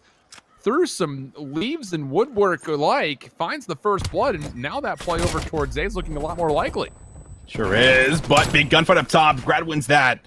Does hold on towards the position and gives away a couple more members. However, one more will fall here for Team War. Furious Claws will even things back up. 2 versus 2, trying to finesse, but Rafi is going to draw. Now, the question is do they actually expect Furious Claws to get towards this position? The bomb is down in L, and I would imagine that they're going to move over towards this A site because there's so many angles that you can look at when planting at the B site. And it looks like that is going to be the case. In Furious Claws, he only has a sub, so he will have to try and get close range in order to utilize the situation. Well, the only thing really intoxicating now is the smell of cooked meat as he's sitting here right next to the lamb shank. He's going to have to make a move. And, oh, I think he's seen Lucky, but yeah, once more, information is mutual. Team War. I won't lie, and maybe this is just me being a little bit naive to watching standout, but I was a bit surprised initially to see how many numbers that War were using to try to clear back out Hotel. I mean, I know it's an important position for sure, but for a moment after you get that first blood over towards A, you almost thought that would have been enough to stay in Hotel. We'll just get quickly over to Tractor and over by the hay bales really fast. Yeah, it's, I think, a little bit interesting to see teams not aggressively kind of take over the A site and more focused around the middle of the map here. I mean, you can get trapped in there, especially when you're in a numbers disadvantage, but it's playing a little different from at least how things used to be played. Of course, no smokes and things like this, a little bit of a different dynamic overall, but right towards round number 4, Furious Claws must have heard of Mansell, able to find Journey on his way up towards top wood. Means that a pick will be good. Metals trying to get revenge for his teammate, but will only be able to get a couple shots in, so things will slow down. It's a big spread, and you can still see the originals taking their time with this round. I'm not going to lie. If I was checking into a hotel and I went into my room and saw bunk beds, I would be upset. Would you? Unless you were sharing the room with me, in which case, so much room for activities. But here we go, Furious through gas station, opens up the back alley, so interesting. Maybe no vacancies in the hotel, but plenty around the back is now it's just down to Metals. 1v3 situation. He does have good control onto A, but I mean, he's so absent for any information.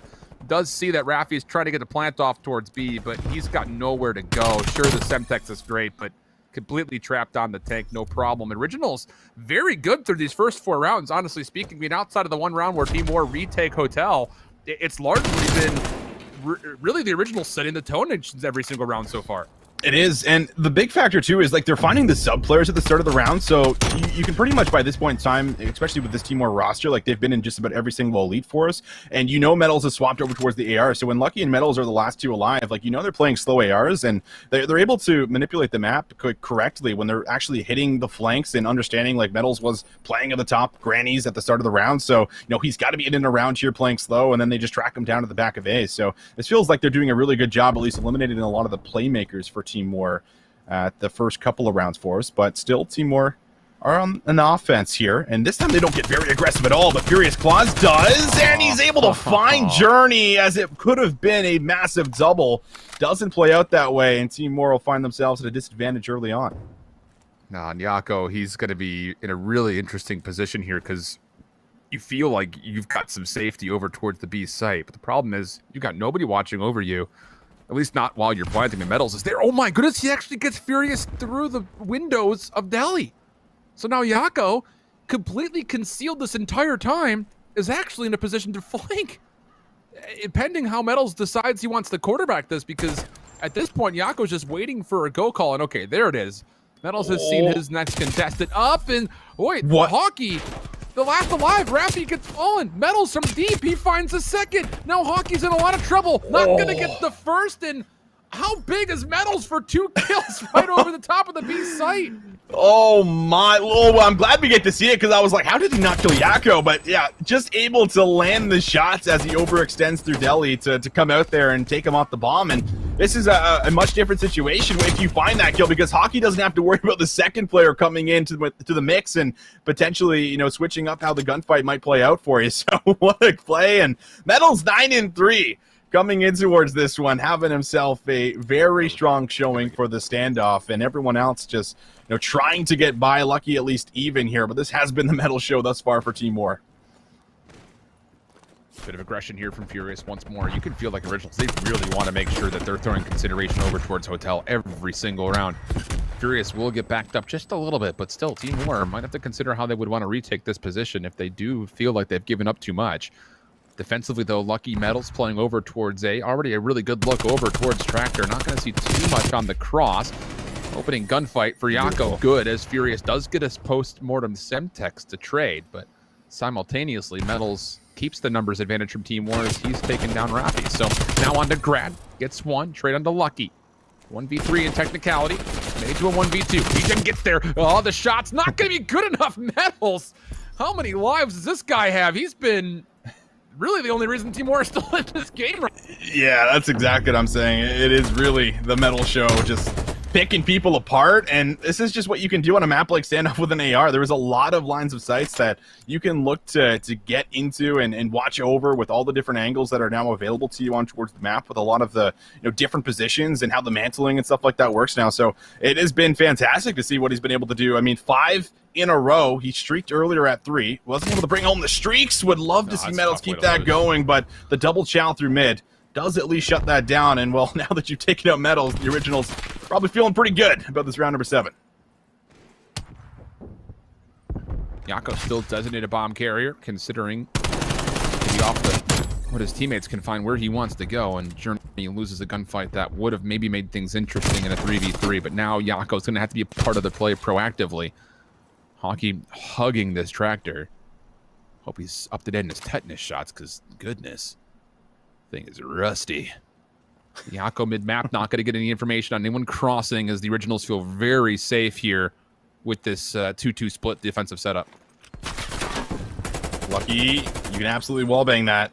That should shrug the player off for the time being, but it's going to be Furious Claws up top with the positioning from his teammates coming out of Delhi. Means they will collapse, and I think that just comes back to finding Metals. You take out, you know, one of the strong ARs that's finding picks, and they just wait out what the play call is going to be here for Team War. They make it, and it will get shut down as they try to get something happening there in the final moments.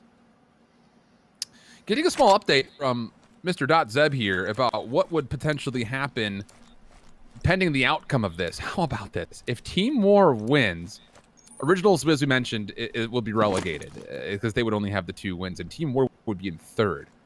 If the Originals win, they force a 5-way tiebreaker where Team War would actually be relegated. What? So 1 match, the difference between 3rd and 7th for Team War. So if Zeb is correct, which you have to trust the big brain that he is, that is some wild stipulations. Wow, taking that in. Absolutely wild for sure, but the bomb will go down on A. Here comes the push. Journey gets one and slips out with his life. That is really big. He's going to be able to reset that health as Team War collapse, and they're looking solid. Metals finds the second. Rafi and Hockey have to get something done, but the pinch in from behind from Yako's there for 2, and what a retake for Team War. They move into the site. They'll get that defuse in with plenty of time to spare, and they'll even us back up here at 4 apiece. It almost even felt like Team War were okay playing for the retake based on their positions. They sure were. I mean, you saw how quickly the kills came through, especially these through the middle of the map. I mean, Rafi's in a position to try to hold things down, but nobody gets a read onto Yako, and he gets the information from his teammates on where these two players are. So it's almost as if, okay, we've cleared out the whole backside of B. We know they're not going this way, so let's just wait for a plant, and then Yako can open things up by coming around the backside of their post plant, which comes through very nicely for him. And again, credit to his teammates for giving where those two players are, making those kills extra easy. And now we're tied 4-4.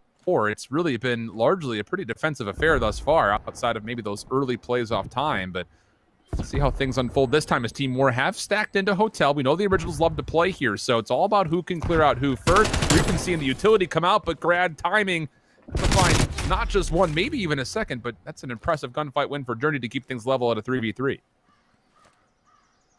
Still not a whole lot of map positioning for Team War, and we're going to have to maybe make a risk. You could see it. Just checking back alley. Journey would probably be the player to hit a flank that no one is currently watching. Got a player inside of A, player inside of B, and then one just hovering up top where Metals is trying to track him down, but Rafi's not going to give him an angle. Now we're getting down to the nitty-gritty. 40 seconds left. The decision starting to be made, but Furious Claws, he's in a position to watch this cross. He's just got to peek, and he's really one of the top performers right now for the Originals. If he finds an angle, it could be big. He gets one. Hockey also finds one. That's his first kill inside of A, and it's a big one as pressure's on Journey to get an ace. Oh, Furious, what? Dude, does not expect the player initially. It's a little slide corner and then gets the gun up. I don't think we're going to see it as part of this kill feed. Maybe we do here at the end. Yeah, I think we will. Look at this little juke with you. Oh, hey there, guy. Yoink. Dude, that is so good. 1 HP gunfight win, but a little into the corner keeps him alive. Just long enough to get the gunfight win. And the Originals now on map point, up 5-4. It's 14-6 too, Alan. Dude, like, we've been talking a lot about Metals. Yeah, but I feel like Furious Claws is kind of slipped under the radar. He's on the radar now after a couple of nice plays, but does get heavily tagged as he slips in towards Courtyard. Lucky gets a very nice angle there and is going to be able to find Rafi. The Originals on the attack, now a man down, but it's still very early on in towards the round. As this is the same stack they did a couple rounds ago. Team War, they're able to play off the trades here. The only isolated player is going to be Lucky, but as long as he doesn't overpeak, which he's not going to do, I love this, he's just going to back away, and they're okay to play for a retake if they come in, and Lucky manages to find another one now. Yeah, at the same point, the difference here for the Originals is they're trying to hold Grad into position to make sure Yako's flank doesn't come through this time. So, yeah, that's the only real adjustment that at least I was able to note away from how they are initially setting up. But when you lose 2 players so quickly, it kind of turns into scramble mode as far as trying to get back either onto a site or make the numbers more level. Lucky, has he seen Lucky? Yeah, sure has. A couple of spam shots will at least back him down for a moment. Lucky considering if he maybe even wants to try to challenge this plant. Just threw some more shoulders. That will allow Hockey to get away. And actually, his position to get away was great because Grad is watching the middle of the map single-handedly. So this is a 2v4, now made a 2v2, but Metals, of course, he responds. It's all on the Hockey for a 1v2, but he's got a really good look at the bomb site. Yeah, this is an old spot that was used very, very many times, and I'm not sure if they're going to really recognize this or not. The timing could be big. I don't know if Lucky sees him peek, but Hockey can continue to play this. He's going to peek it, and there it is, but they know where he is. But he could still go back towards bottom crates here to his right and peek from a different angle and get a check. Metals trying to play the angle, can't bring it home, and Hockey, baby, he was 0-6 before this round, Alan, but what a round to come away with because he clutches up, he goes big, and the Originals now 2-0 up in this series. Unbelievable. Again, this is a battle for relegation here, friends, because of the 5-way tie implications. Depending on what happens, Team War could either win and finish 3rd or lose and be relegated in 7th. That in its own self is ridiculous that there is a 4-position swing between one result. But that's the implications that we're getting right now. And so for Team War to stave off relegation, they'll essentially have to do what Amelia Strays just did. They need to find a way to reverse sweep, but I'll say this much, it just felt like the Originals every single round. We mentioned it right around round 4, round 5. They were the ones that really looked proactive as far as how they wanted to play the map. A lot of focus around Hotel, mid-courtyard, things of nature, and it forced War to have to respond. It wasn't really until later into the map where it felt like Team War were really starting to get some legs into them. I mean, I think it realistically kind of comes to fruition on that flank from Yako that we saw, round 8 or so. But all in all, the originals came through and they looked very prepared on this map going in against this Team War squad, who was the only one to have some experience on it in the EU group stage region. Yeah, they very much did. And just a lot of the opening rounds that they found, some of these early first bloods, and they were just playing off the numbers advantage. I mean, a lot of clutch kills. Furious Claws obviously had an incredible game here, finding a lot of big moments overall. But I mean, it's really bold when you've lost this map. You're looking to implement it back in towards the rotation here for us overall, in towards a series that we're obviously saying like this is going to be do or die for you. You're either clutching up and being able to move along over towards the playoff bracket, or you are going to be eliminated here. And that I think in itself is crazy because Team War already had to requalify, I want to say, coming in towards this one here. So it would have to be another big moment for them to come away with, and that's just no situation that any top team wants to be in. But just struggling to close out these maps so far here for us, Alan, has been the problem. However, we have seen reverse sweeps from them in the past, was of course with Invidian, and now we'll have to see if they can maybe do this for us with Yako. Oh man, and it's just one of those things where you have to, I feel like it would only be responsible for us to kind of sit and evaluate Yako. Individually, he's got a lot of talent. I think the biggest question mark that we've had on Yako, even at the end of Black Ops 4, was can he become an asset as a part of a team? And I felt like, when he was playing with Giants before that, before he was picked up to kind of be playing with those Heretics guys at the end of the Black Ops 4 year, that it was a lot just him running around and finding kills. And he was able to essentially be the creator of at least some room to work with. But as you get higher and higher up the talent lists and you're playing up against collective squads that can mitigate the individual pressure that you're able to put on the map, you need to be able to get with your squad to be able to work things together. And every brilliant moment that I feel like we've seen from Yako in the couple of instances we've had just in this week has largely been on him doing lurking, roaming role. And I have to feel like, yes, there are moments of brilliance for it, but you would love to see him kind of temper how often he's going for plays like that, because it feels like more often than not, especially in this series, he's been caught trying to make those plays occur.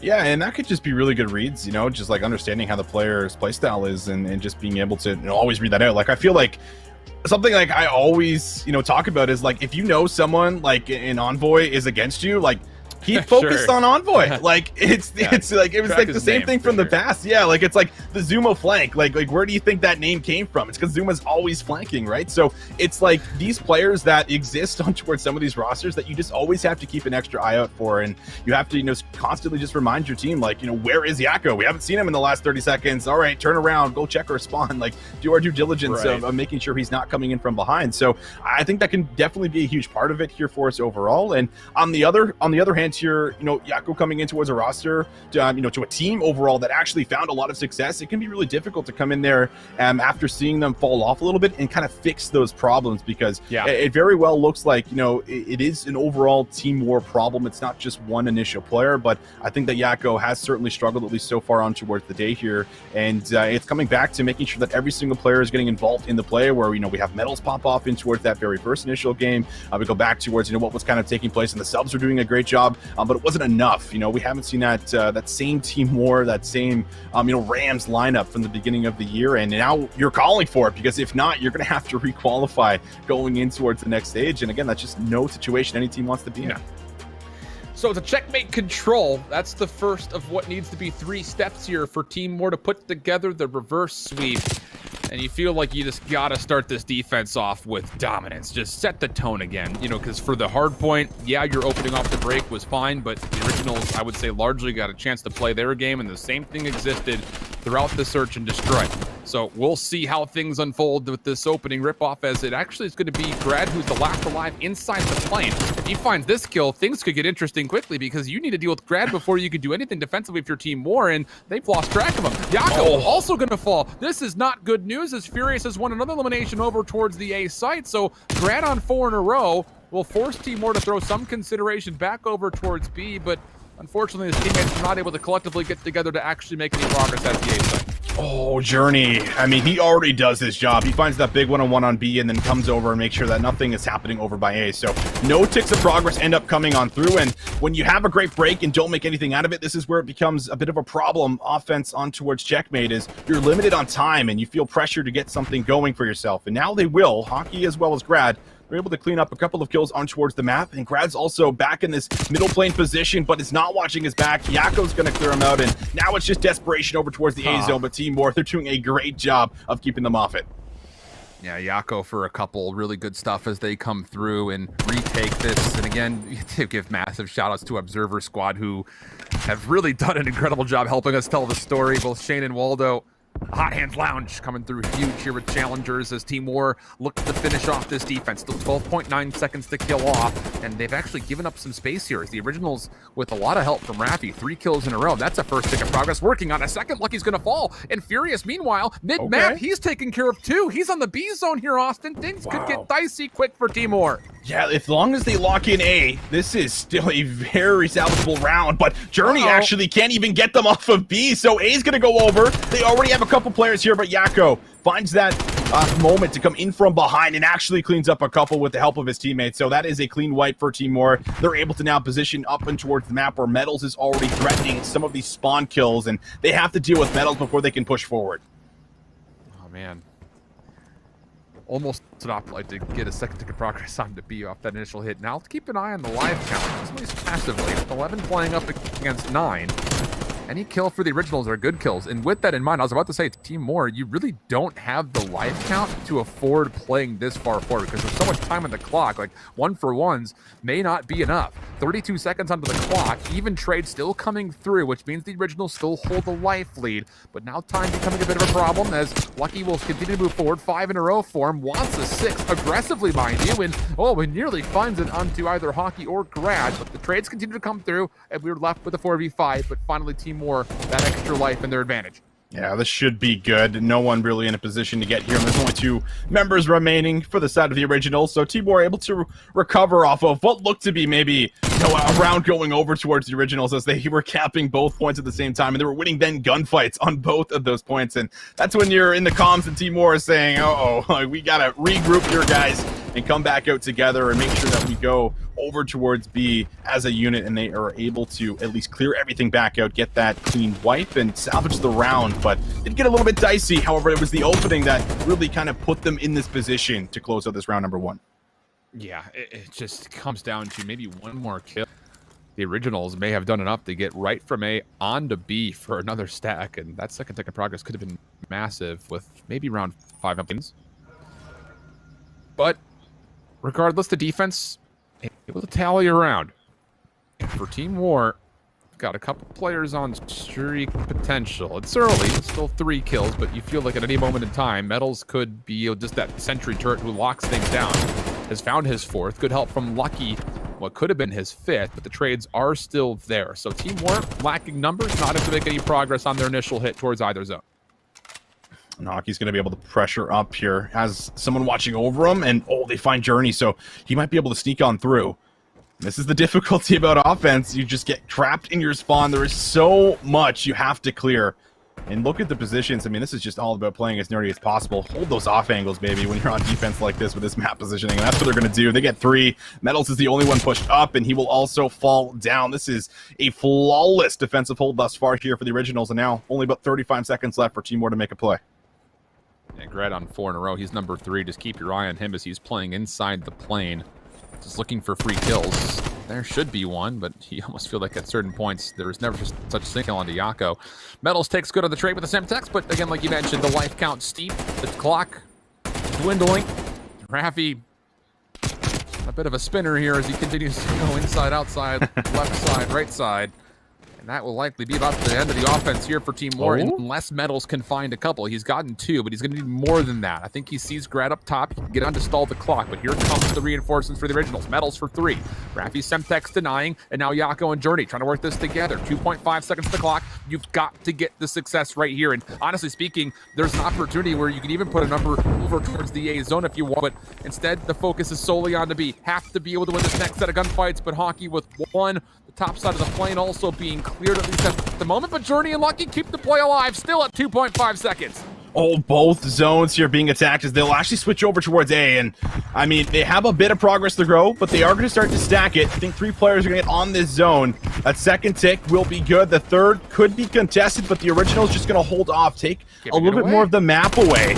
So this is going to put an extra minute up. Just about 4 lives in total, separating the two, as we'll see the collapse through the middle of the map here. It's Yakko and Metals trying to get something done, and Metals comes up with 2. Lucky gets the third, and they are still keeping this alive as they move over to B.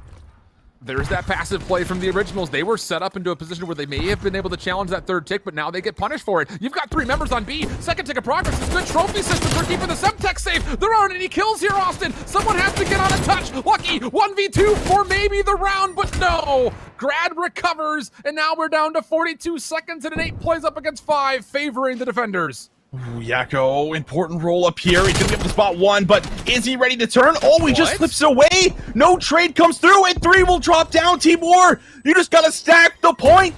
Bring in that last tick of progress. No one from the originals will get a touch, and with only 2.5 seconds, Team War will capture the last 2 zones and clutch up on the offense. You really have to look back at that last defensive setup. The third tick of progress was on the way, but you had 2 members mid-map in play, and a third holding a little bit more passive on the backside through concrete. That could have been enough to win out trades and stop that last tick of progress from coming through, but the originals sit there and say, let's give them the zone, let's make our win life count by playing for exits afterwards. But as you were in the middle of the call, it was Metals and Lucky on the exit from the A zone. They come away with 3 straight kills, and then panic ensues into the originals to the point where maybe they just did enough, but not the more on their second set of respawns over towards B. They get there, they win the gunfights, they stack, and now they're 2-0. It's so hard to recover from. I mean, the originals very likely could be up 2-0 like in this case, so very wild to see how things have played out for us, and Team War starting to take over as they are going to get every single member off of the map, and the originals have to regroup and try and make some progress, but Metals on 4 be working towards a set of streaks that might just end up locking this one down for us. Yakko's going to back up. I like this. They lose 1, so they're just going to just come back a little bit, see if they can try and salvage the play, which it looks like they're doing. Yakko comes away with 1, and how slippery has Yakko been in and around this plane? I mean, able to, again, find himself a kill, get the regen, wait for the help, and Metals on 5, just a couple more, and that first streak will come through. Look, the difference in, we came off maybe, I came off a bit more skeptical about why Yakko gets caught sometimes when he's in positions where his plays like this happen, but he's got no help. The difference this time is he's got a lot of help from his teammates. He's always got an AR with him. Usually it's been Metals, who, by the way, is 25 and 11 on 7. Give him 8, and looking for more beyond that, because why not? If you're at a China buffet, you don't just get 1 plate, you get multiple. And he might just be in the position to do that. There's kill number 9. Ooh. Also sees 10. Wants hockey. Give it to him. Double-digit streaks for Metals. Team War, they're not going out of this one without a fight. And well, this one isn't even a fight. We're calling it. We're stopping it. As it's all done. 3-0, get the ref in there. Go check the originals to see if they're okay to go to the next round for us, Alan, because that was just an absolute incredible showing here. Metals just having the takeover moment, getting to double digits. But overall, I mean, that round 2, that was the dagger that really put this one away, and the originals unable to recover from it. I said China buffet, but maybe I should have said Spanish tapas. You don't go to Spanish tapas and only order a single plate. You have to get multiple to share with the table. But there's no table to share with. 11 straight kills for Metals. Unbelievable stuff from Team War. That's the bounce back you need. Let's be honest. Just come out firing, take together a nice offense, dominate on the D. I mean, unbelievable stuff coming through. Again, the stipulations at hand here for us is the fact that whoever loses matchup is relegated. We've gone through and we've gotten the word from Mr. Zeb that would indeed be the case, even with a 5-team tiebreaker situation. So it has to be a reverse sweep for Team War to stave off the elimination, and how big was this entire map? He was so big. I mean, like, this actually, 3-piece is what saved that round 2 play. Coming in there, we might end up seeing it, but overall, that led towards them getting on towards the zone, stopping the clock, and then actually working over towards A. But there was just so many gunfights that were won right there. You saw Metals there on towards the 4, and Lucky almost clutches things up here, but this is that moment where I think we go towards Yakko up top, and he's able to get himself one, and he doesn't get traded here, which is like one of the biggest factors that I just don't know how he doesn't get traded, as he slips right through. And then that's when we see, of course, the response come in. Teamwork just using the teamwork beautifully to come out with all of these kills in the end. And then at this point in time, this is just the Metal show, right? From here on out, where he's like, listen, we're not going into an extra minute of time. We're just ending it right here, right now. Unreal stuff. The spark. I mean, the fact that, and it's one of the things we talked about when we were looking at the initial of Invidian moving himself to the coaching role. Who was going to step up in that AR spot? Because for Metals and Lucky, sure, both capable, but we've largely looked at both of them as kind of being more of that flex style, and that's exactly why Metals with a sub is just as deadly as Metal with an AR. Checkmate. Done for the control. On the way for the hard point as we start to get things going for us, and hopefully we can catch this as it's already in here for us. And for Team War, just kind of reiterate, have to get the reverse sweep to avoid relegation. Getting into it initially, Originals are finding themselves up by a couple of points around the first hard point, and it looks like the numbers are also looking good, but Team War did start on the favorable side, so with that, they will have at least something to set themselves up for that second hard point. Yep, they're going to come away with the first 20 points or so, and, well, Metals picking up where he left off. Nice little start for him at 4-1 will be shut down as Hockey trying to get something going in towards the middle of the map overall, as you do have the Originals coming away with a lot of time, and it's okay if you actually give over the rotation to P2 when you're coming out with this much time on P1. This is a big 35 seconds. The last maybe 6 or so will be contested and go over towards Team War, but they now have to hold on towards their setup so the Originals does not pull away with a massive lead. And this is one of those moments where Yakko should have the freedom of being off leash here, just doing what he wants. He's just kind of that guy in the middle of the map that can read where the hit's going to come from. He does force a team kill, but the numbers are still decent for the Originals, trying to work their way back around the tail side of the plane. To be able to find too much with this initial hood, as there is at least a response. But Hockey working around the back has found one, almost a second, but Metal staying high with the response. So now it just turns the attention from the front. Originals doing a nice job of contesting, and beyond that, Raffy going to find a couple of kills. Wants to go to the pistol, and will find Metals at low HP. Last player in the back is Lucky, and Journey both will fall, and the break is good for the Originals. It is. I mean, a multi-kill. All 4 come through there for Raffy in towards the back, just having himself an absolute feast there on towards the Team War members, as over 60 points will in fact come on through. Hockey already looking for the rotation, and wow, what a win there on towards Lucky. Raffy trying to come off of the back here, but won't be able to win that one-on-one. Still, an okay position. The Originals have been able to move right out on towards the map, and Team War actually spawn out old in towards that P2 hill that we just saw. So no one really on top of the time, but Team War finally going to start to make some moves as Yakko finds Raffy, and maybe will finally be able to get himself some points. Good stuff here. Good kills from Lucky and Journey. One on either lane from the north and the south. Means that a grad mid-map will have to wait for a bit of help. He should be the player to open up this hit, though. And here he goes. He's going to be able to help out Furious, find himself a double hump third. Just Journey left alive, and very wise of him to make sure he stays over towards the plane, finds one, in a bit of trouble, trying to deny the shots from Hockey, but on the slide, I don't know if he had a couple of bricks in his back pocket or not, but comes up a bit shorter where he wanted to. And with that, the Originals have, at least for now, bounced Team War out of the hard point. 40-point lead. Team War having to make sure that they're able to actually get towards the back, heading towards P5, and then hold on towards the setup. But Grad, he might not even allow the rotation. Nice finesse, is able to actually put himself on 3, and once again, Team War having to battle back after losing the rotation, so having to find the entries in towards the point as they'll take their time, clear out the middle of the plane. No one is here for the Originals, as we'll see Lucky find that first one. The patience will pay off, but Hockey with the AR watching over the middle of the map now switches his focus to the front and gets excellent help. The ARs are ripping Team War apart, and they'll fend off another push. Yeah, initially with the Originals having 2 members inside the hard point, the other 2 were on the exit stairs behind the hard point. I thought that wasn't going to be enough, but the ARs are just not missing right now. 12 and 5 for Hockey on 4-0. One of the reasons why they were able to kind of recover, even though they didn't have playing position over across this 4th hard point. And now look at what has to happen next. 15 seconds. Team War don't just need to really focus on making sure the scrap time is contested. They also need to win gunfights around the back, and Yakko may have just done enough. There will be one more set of spawns for 3 members for the Originals over behind the 4th hardpoint in concrete, but they're not winning any gunfights. Oh, Yakko also just came all the way back around. However, Grad is going to be there, so still have to fight for the back. The spawns might just be good for Team War, pending what Furious Claws can do. However, there is so many Team War members in and around, and Yakko Semtex will get the job done. So the Originals having to try and break this from the front. Well, Yakko continues his spree. We'll find 3 in a row. Slows things down for a quick moment. Hockey up top needs to find it, but it's going to be there. Finally able to get 1, but Journey takes his position right back, and Journey comes away with 2. So you deal with 1, you got to then find the second, and they're still struggling to get anywhere close towards the point at the moment here, Alan.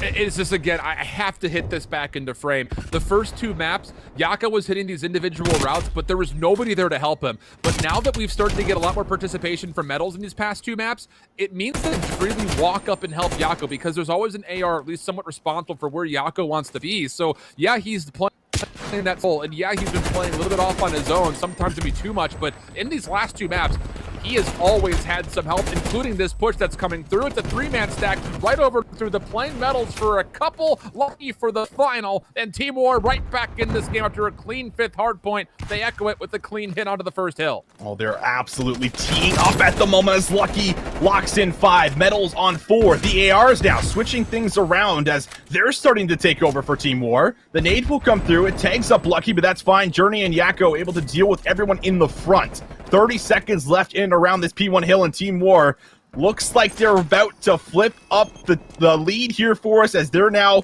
in charge of it for us. Overall, this is incredible, but you're still working towards the streaks, and that does get shut down. So that is at least the saving grace for the Originals. However, they have to worry about the rotation, and Furious Claws is looking to lead it off. And again, this pressure so quick with the first hard point still active. Team War do not have spawns right now. You've got number 5 of Metals trying to run over to help, but it really is just on whoever's still alive for Team War in the back, trying to keep these spawns blocked. Good moment here from Lucky. He was on the handful of streaks in a row. He actually did earn the artillery strike and is also the one responsible for the anchor. Finds one more. Oh, Lucky! He's found himself a double. The last player to survive for Originals in the back is Brad, but Metals will track him down. One more inside tube is Raffi, who's able to double up, and that should be enough once more for some pressure for the Originals to start getting onto the hard point. Oh, Team War are still spawning in too. There was a couple of close moments where they might have spawned out, but not the case. And Journey now picks up the middle of the map, is looking to at least give over the information, or maybe even think about an early rotation. The pinch is here. Will he be able to find any value? Hockey will go down. Raffi forced to turn, and he does. Able to at least get that trade, contesting the time and giving the Originals a chance to be able to chip away at that lead that was built up for Team War, but now back in towards their favorite. Raffi is just on a tear with 3 in a row. Finally will be dealt with that wall bang, but that was a big moment to come through and at least take away a couple extra seconds from Team War. Yeah, the 2 times that we've been at the second hard point in front of Yellow, the Originals have done a really nice job speaking, opening up some space from the front to contest. They never really fully flipped the spawns around, but you can keep Team War under 40 seconds on the second hard point, you're going to feel pretty good about it. But now as we turn our attention to underneath the plane, Team War here first, and also controlling some lanes outside the hard point, including that nade from Yakko, which actually finishes off Raffi, who must have been low. And so now Yakko just really has to just dance with the devil inside of the plane itself. We'll see Furious, doesn't love the look of it, backs away, but runs right into the waiting arms of Raffi. Still, throughout this opening 30 seconds, it's largely been Team War on the hill, and with Lucky, the last one left alive, you will make sure that stays the case as we get into the back half of the hard point. Lucky is just, oh man, he's finding kills he shouldn't, but he's somehow bringing them home, as that is another spree for him. 4 in a row, still having that artillery means that he could look to working towards the cruise missile, but this last couple seconds looks to be good. Team War might just be good for over 200, but the Originals do get here to stop that from happening, at least on towards this hill. You still have presence in towards the next, and that is a big double out of Grad. He stops the rotation as Yakko's forced to pick up the middle of the map, but doesn't have the reinforcements. All 3 of his teammates are coming off the spawn, and Team War in the exact same situation as they were last time around in this hill, need to somehow break from the front.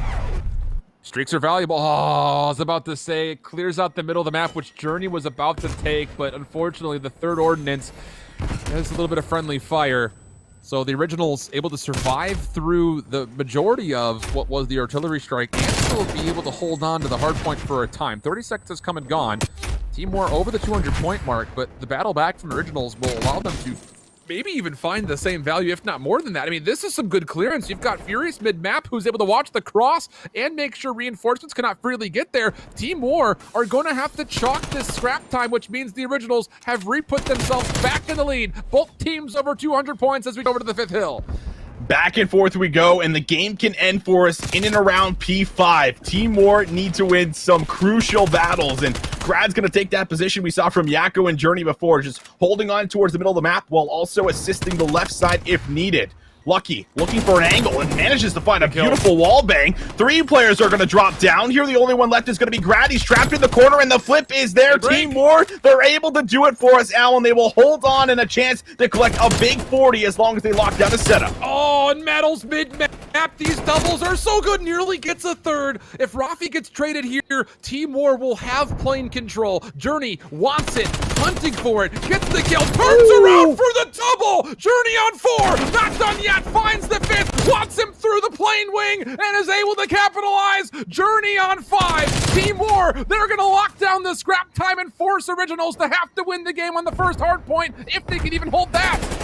The only good news is that at least does not end for us in and around this hill, so the Originals still have a chance, but gunfights need to be won, and Lucky is in position. He's just holding on towards this office area as the wallbang comes through, able to find Rafi. 223 to 243. Team War, they can take their time, and Lucky finds a second. 4 in a row again. Forced out on towards the wing, will be traded. Hockey and Grad holding on towards their life inside of the cubby, and it's all going to the game clock, but Journey's nade opens things up. Furious Claws needs to get here to contest, and he's able to do it, but has to find kills. Furious Claws finds 2! Saving on towards their tournament life right now. The Originals doing it. They're looking solid. Yakko forced to contest here again as all of it's going towards the game clock, and Team War just can't win the battles, but Journey might be able to get it done. There's 1, there's 2. It's all up to Furious Claws to try and hold on. Grad from the side wing's not going to get anything. Furious up top, dealt with, but Rafi saves it for a time. Can anyone touch? No, not indeed. They cannot. Team War, the heroics from Journey on the way through the plane opens up space, and then in the end, they would not be denied the position. We'll see you in map 5 to determine who gets relegated. Vamos, I'm sure, is all over the chat. What a finish to this checkmate hardpoint, and Team War just not know how to lose. That's unbelievable stuff coming through, but it's on the simple fact when we got to that 5th hardpoint, you mentioned it, they need to get clean kills through the middle of the plane, and there's a moment in there where for the Originals, they may have invested too much on the hardpoint. So as we're on the scrap time, Journey's able to come through really nicely to space. Lucky has to keep his life. There's not enough numbers here for Team War to hold on, and if they lose plane control, game very well could just be over. But Lucky, so good on the map, able to adjust long enough, keep space for Metals to get there to stall, and then from there, it's just hope and pray that you find some luck, and it happened to be a Semtex from Journey. Yeah, Journey's nade, like, just about seals this up for them, but Furious Claws, I mean, he fights back, right? Like, he finds a double that he probably shouldn't have, and then you see the reinforcements actually coming up on the side of the wing, but Grad overextends here a little bit too far on the swing. Yakko will punish. Now the reinforcements here for Team War as they look to move in, and Journey's double right towards the back is enough to create the numbers advantage, only leaving 1 inside of the point as they deal with Grad on the wing again, but so dicey. Like, I mean, that was a lot of contested time there for a shift when we're talking about a full minute worth of time, and I think only 8 seconds had to go over, and they only managed to get it in the last 15. Like, that just goes to show how long they were just staying alive on both sides of things. And if the Originals just able to hold out a little bit longer, they have that rotation set for P2, but not the case, not in the cards for us, and now a reverse sweep is absolutely in the cards as we head in towards the map 5. We'll take a look if we get a chance here at what the map sets are looking like. It's been a while since we've seen it, and if you're joining us here late, man, are you wrong? This has been a fun day of European Challengers. Sure it was has. a reverse sweep in our first series for AMELIA straight off of relegation, and now the winner of this one is safe. The loser of this one will be relegated to qualify for the final stage, and it's going to be Raid. And this, as we are framing up the map series set initially, this is the only map that either team realistically had a lot of experience kind of playing on. 3 different times for Team War. This is also the case when you look at the Originals. Yeah, I believe that is indeed the case. Yeah, so both teams have only played it at 3 separate times, and realistically, out of all the maps that we had here on the day, everything else was only played once or per squad. So comfort, the playbook should all be ready to go for this one. This should be a really good map 5. It should be, and the originals, this is their pick. So coming in towards this, and Brody even framing it before we got in here, like, listen, these are a lot of great S&D stars, you know, previously playing in towards that S&D scene for a very, very long time, and now have transitioned in towards the Respawn as of late for us. So I feel like you should be confident coming in here, but I mean, when you have this factor of going 2-0 up, and it's in an elimination matchup for who is actually staying alive and who is going to have to requalify, like, that's when you start to play this little mental game of, like, Team War saying, listen, we've been here before, we know what it takes, and we're currently doing what it takes to be able to work ourselves back in towards this series. So I am really questioning to see if we're going to have, like, that same amount of confidence that we saw in towards the map too with some of the plays that were being made for the originals. Is that going to take place going in towards the raid, or are you going to start to play a little bit tighter, a little bit more scared, just because you know what's on the line and you know you're playing against a team that has reverse sweep people in the past and has been notorious for clutching up in map 5s, at least at the beginning of the season, maybe not so much in the mid, but hey, maybe they could still bring that one back here for them. Yeah, that point has had a little bit of tarnish on it over the last stage or so, but I think the point definitely merits being re-hit one more time. Whereas, you know, for the originals, what a fight this has been, man. And for both teams, you know, it's been a really weird group stage for both squads, because for Team War, we expected big things. I mean, they missed out on playoffs for the first time in stage number 3, but they played really, really well in the most recent Open. All of their losses up until this point have been really close ones. Whereas for the originals, you know, a team that has been sticking to, they essentially bring in a new 4th just for the stage to qualify, and they're finding some favorable results finally, and now a chance to make it into the knockout bracket for both squads. We get it down to a raid, search and destroy. Yako still carrying the objective, will come out of spawn for Team War, looking to head over towards B. Brad, do you check this Tiki? Looks like he's happy just to hold this for now, but I believe that stun check very well could have found information. Yeah, it does. He's at 1 health. So that does get tagged up, but as they go to peak, Brad secures first blood. Great shots. Gets that first one, and we will have the bomb in the middle of the map here. If Yako dies, it's going to be pretty tough, and you got a couple players. Rafi able to grab one, can't get the snap right over towards Yako. Furious Claws, hot on his tail, might be looking to chase him down, as it's just going to be Yako going rogue, but there was a numbers advantage for the originals. They will be able to bounce back quite nicely, heading right back in towards the search and destroy, as they will find their first round. Look, I don't mean to theory craft too much. I would just say the weirdness that we saw from Standoff, and realistically with War Search and Destroy through and through, is like, again, Yako is the guy that you are thinking you give him the green light to just go, go, go, go, go. He never gets that green light with the bomb. I'm a bit curious on what is the decision making between him and Journey of who carries the bomb out of spawn. I mean, obviously it's pretty premeditated because Yako's carried it every single we've seen realistically throughout the entire group stage, but there definitely is a bit of a question mark lingering in my mind about it, considering that Yako typically is that roaming SMG that you're looking at for Team War. Well, Team War don't want to fall too far behind too early on. That was a big problem that happened in towards the standoff. It's true.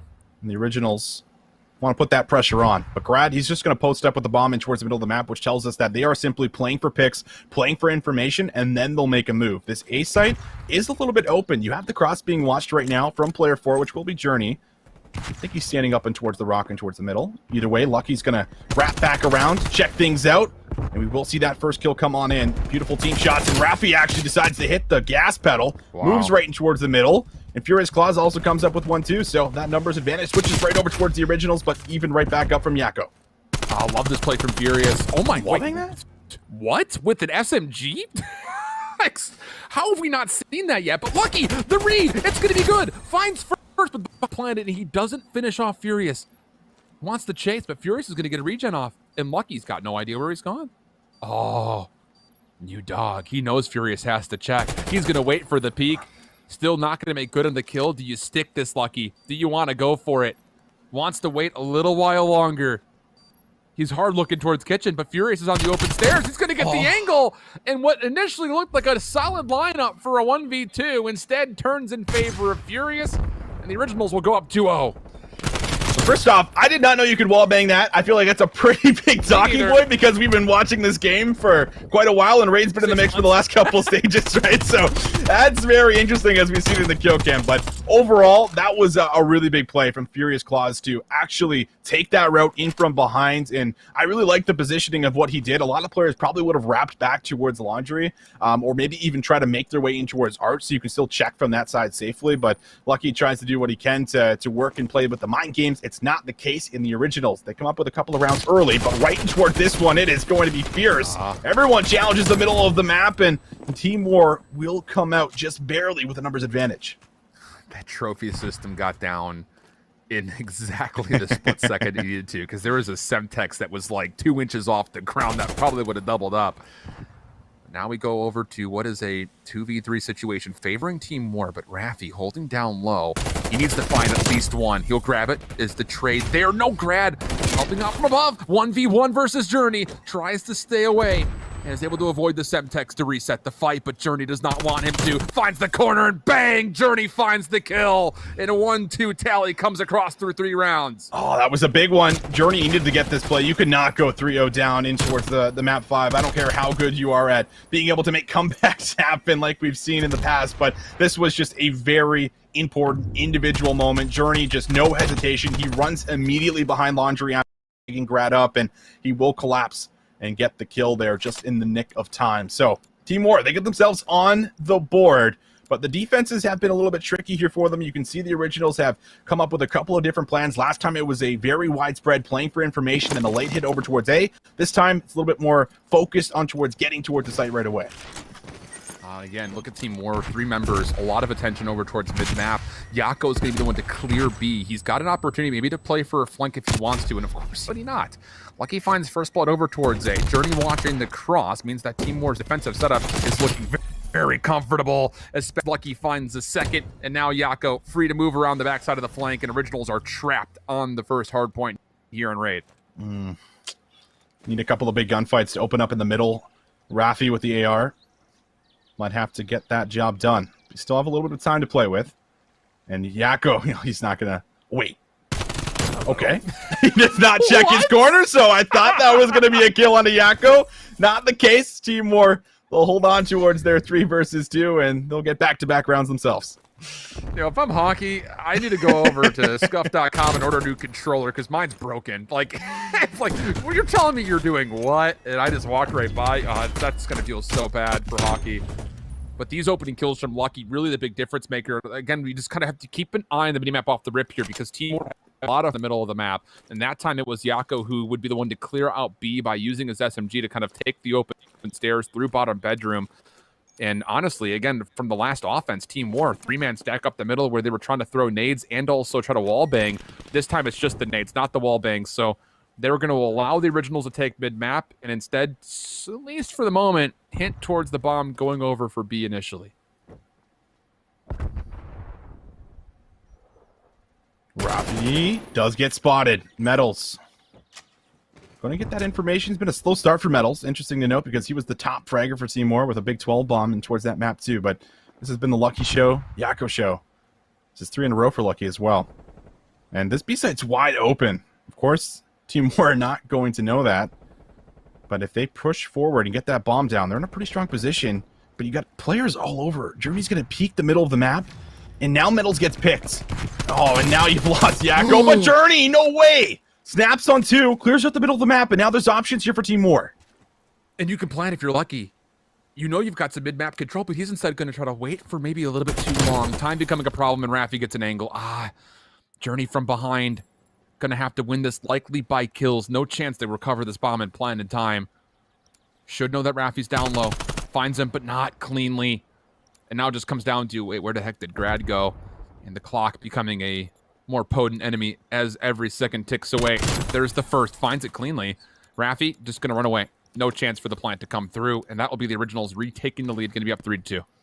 It's a big round, but got a little dicey in towards the end. Journey found a couple of kills he probably should not have here as he's just slow peeking it. We've seen this happen a couple of times off the start of rounds to catch that player running right through the middle of square. And Journey just beautiful centering there from player to player. Snaps on both. but not enough in the end there, as it just comes down towards the clock and very limited on time. So we'll switch sides here. The Originals now come back in towards their offensive round after taking another round that will give them the lead. And it looks like they want to do something in the middle of the map. Hello, and here we go. Team War not going to contest this. The shots come through. Lots of players tagged up, but they don't commit to mid. They're actually going to backtrack here and see if they can just set something up over towards this B site potentially, as you got Furious Claws already set up. Oh, Furious just able to find the outer profile of Yako. And yeah, off the rip, if nobody finds kills, both teams have to give it away. There's just really no way you can force yourself into mid-map. So as Furious blood, Grad will plant the bomb behind it. But look at Metals, or maybe we should look at Rafi, because he's the one watching the garage. He doesn't get the kill, though. Trying to chase it down, will be allowed to. And as Journey was only able to find one kill trying to reaggress, it all falls down to Lucky again. This would be a 1v3. He's found the first. 26 seconds on the clock. He has to clear off both bottom and top bedroom. He sees Hockey. Not for the initial kill. Trying to play for the peak, but time is a problem. Now changing his focus up top. Shoulder. Not going to get Rafi. No chance. No. The Originals up now 4-2. They're playing so smart on top of it. Like, I like what they do at the beginning of the round. I think a lot of teams, when you challenge mid like that, like, you feel obligated to move through, but because they just don't find any of those kills, they just completely backtrack, and they're just like, listen, I definitely agree you can. It's just a lot of players probably would still try to take the middle of the map away when we're talking about raid, because you shrugged them off of the kitchen, and you know that no one's open stairs because you've already had a player push through the right side. So I like what they were attempting to do, but they backtrack and still salvage the round here again. And now Team War, you're really calling for Metals to get something going like you did towards the map number 2 now, because hasn't found any kills, and Journey is going to get picked off here at the start of this round as Team War are trying to get something going on the A site. And I was going to say, Yako doesn't have the bomb this time, so this whole play was trying to get the SMGs forward and take control of Laundry, but that's not going to happen as Journey was first blood. So now the question really kind of falls onto, where do you adjust? Because your play through Laundry's failed you. Metals is still trying to find some confidence in any form by getting a kill on the board, and Lucky's going to play by himself through Tiki, and honestly, he's opened up some space. He can just lurk here, especially if he can find Hockey on a timing through window. Not going to happen. So as Metals gets the bomb planted, he gets away. Yako mid-map takes care of Hawk, and now you've got a 3v3 situation that, honestly, with where the bomb is planted, you can win this, but Lucky needs to come over and help. Yeah. He needs to get here sooner rather than later. He does, because Metals drops, and 2 versus 2. Grad and Furious getting something going. Lucky is able to watch over, and he finds some good shots on towards Grad. It's a 1 versus 2. Furious able to grab the first one. 18 seconds left. Yako just needs a challenge. He gets there, and Team War, they will clutch up in a round that was not looking likely for them to do so, but they get there in the end.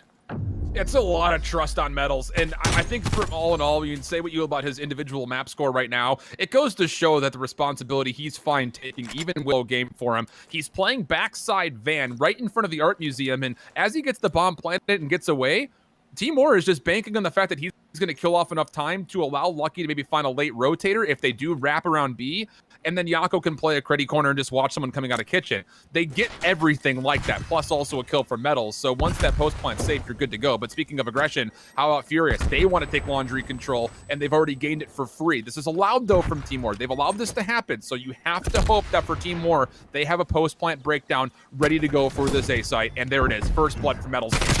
Oh, Furious, he can't find anything, and that's the collapse.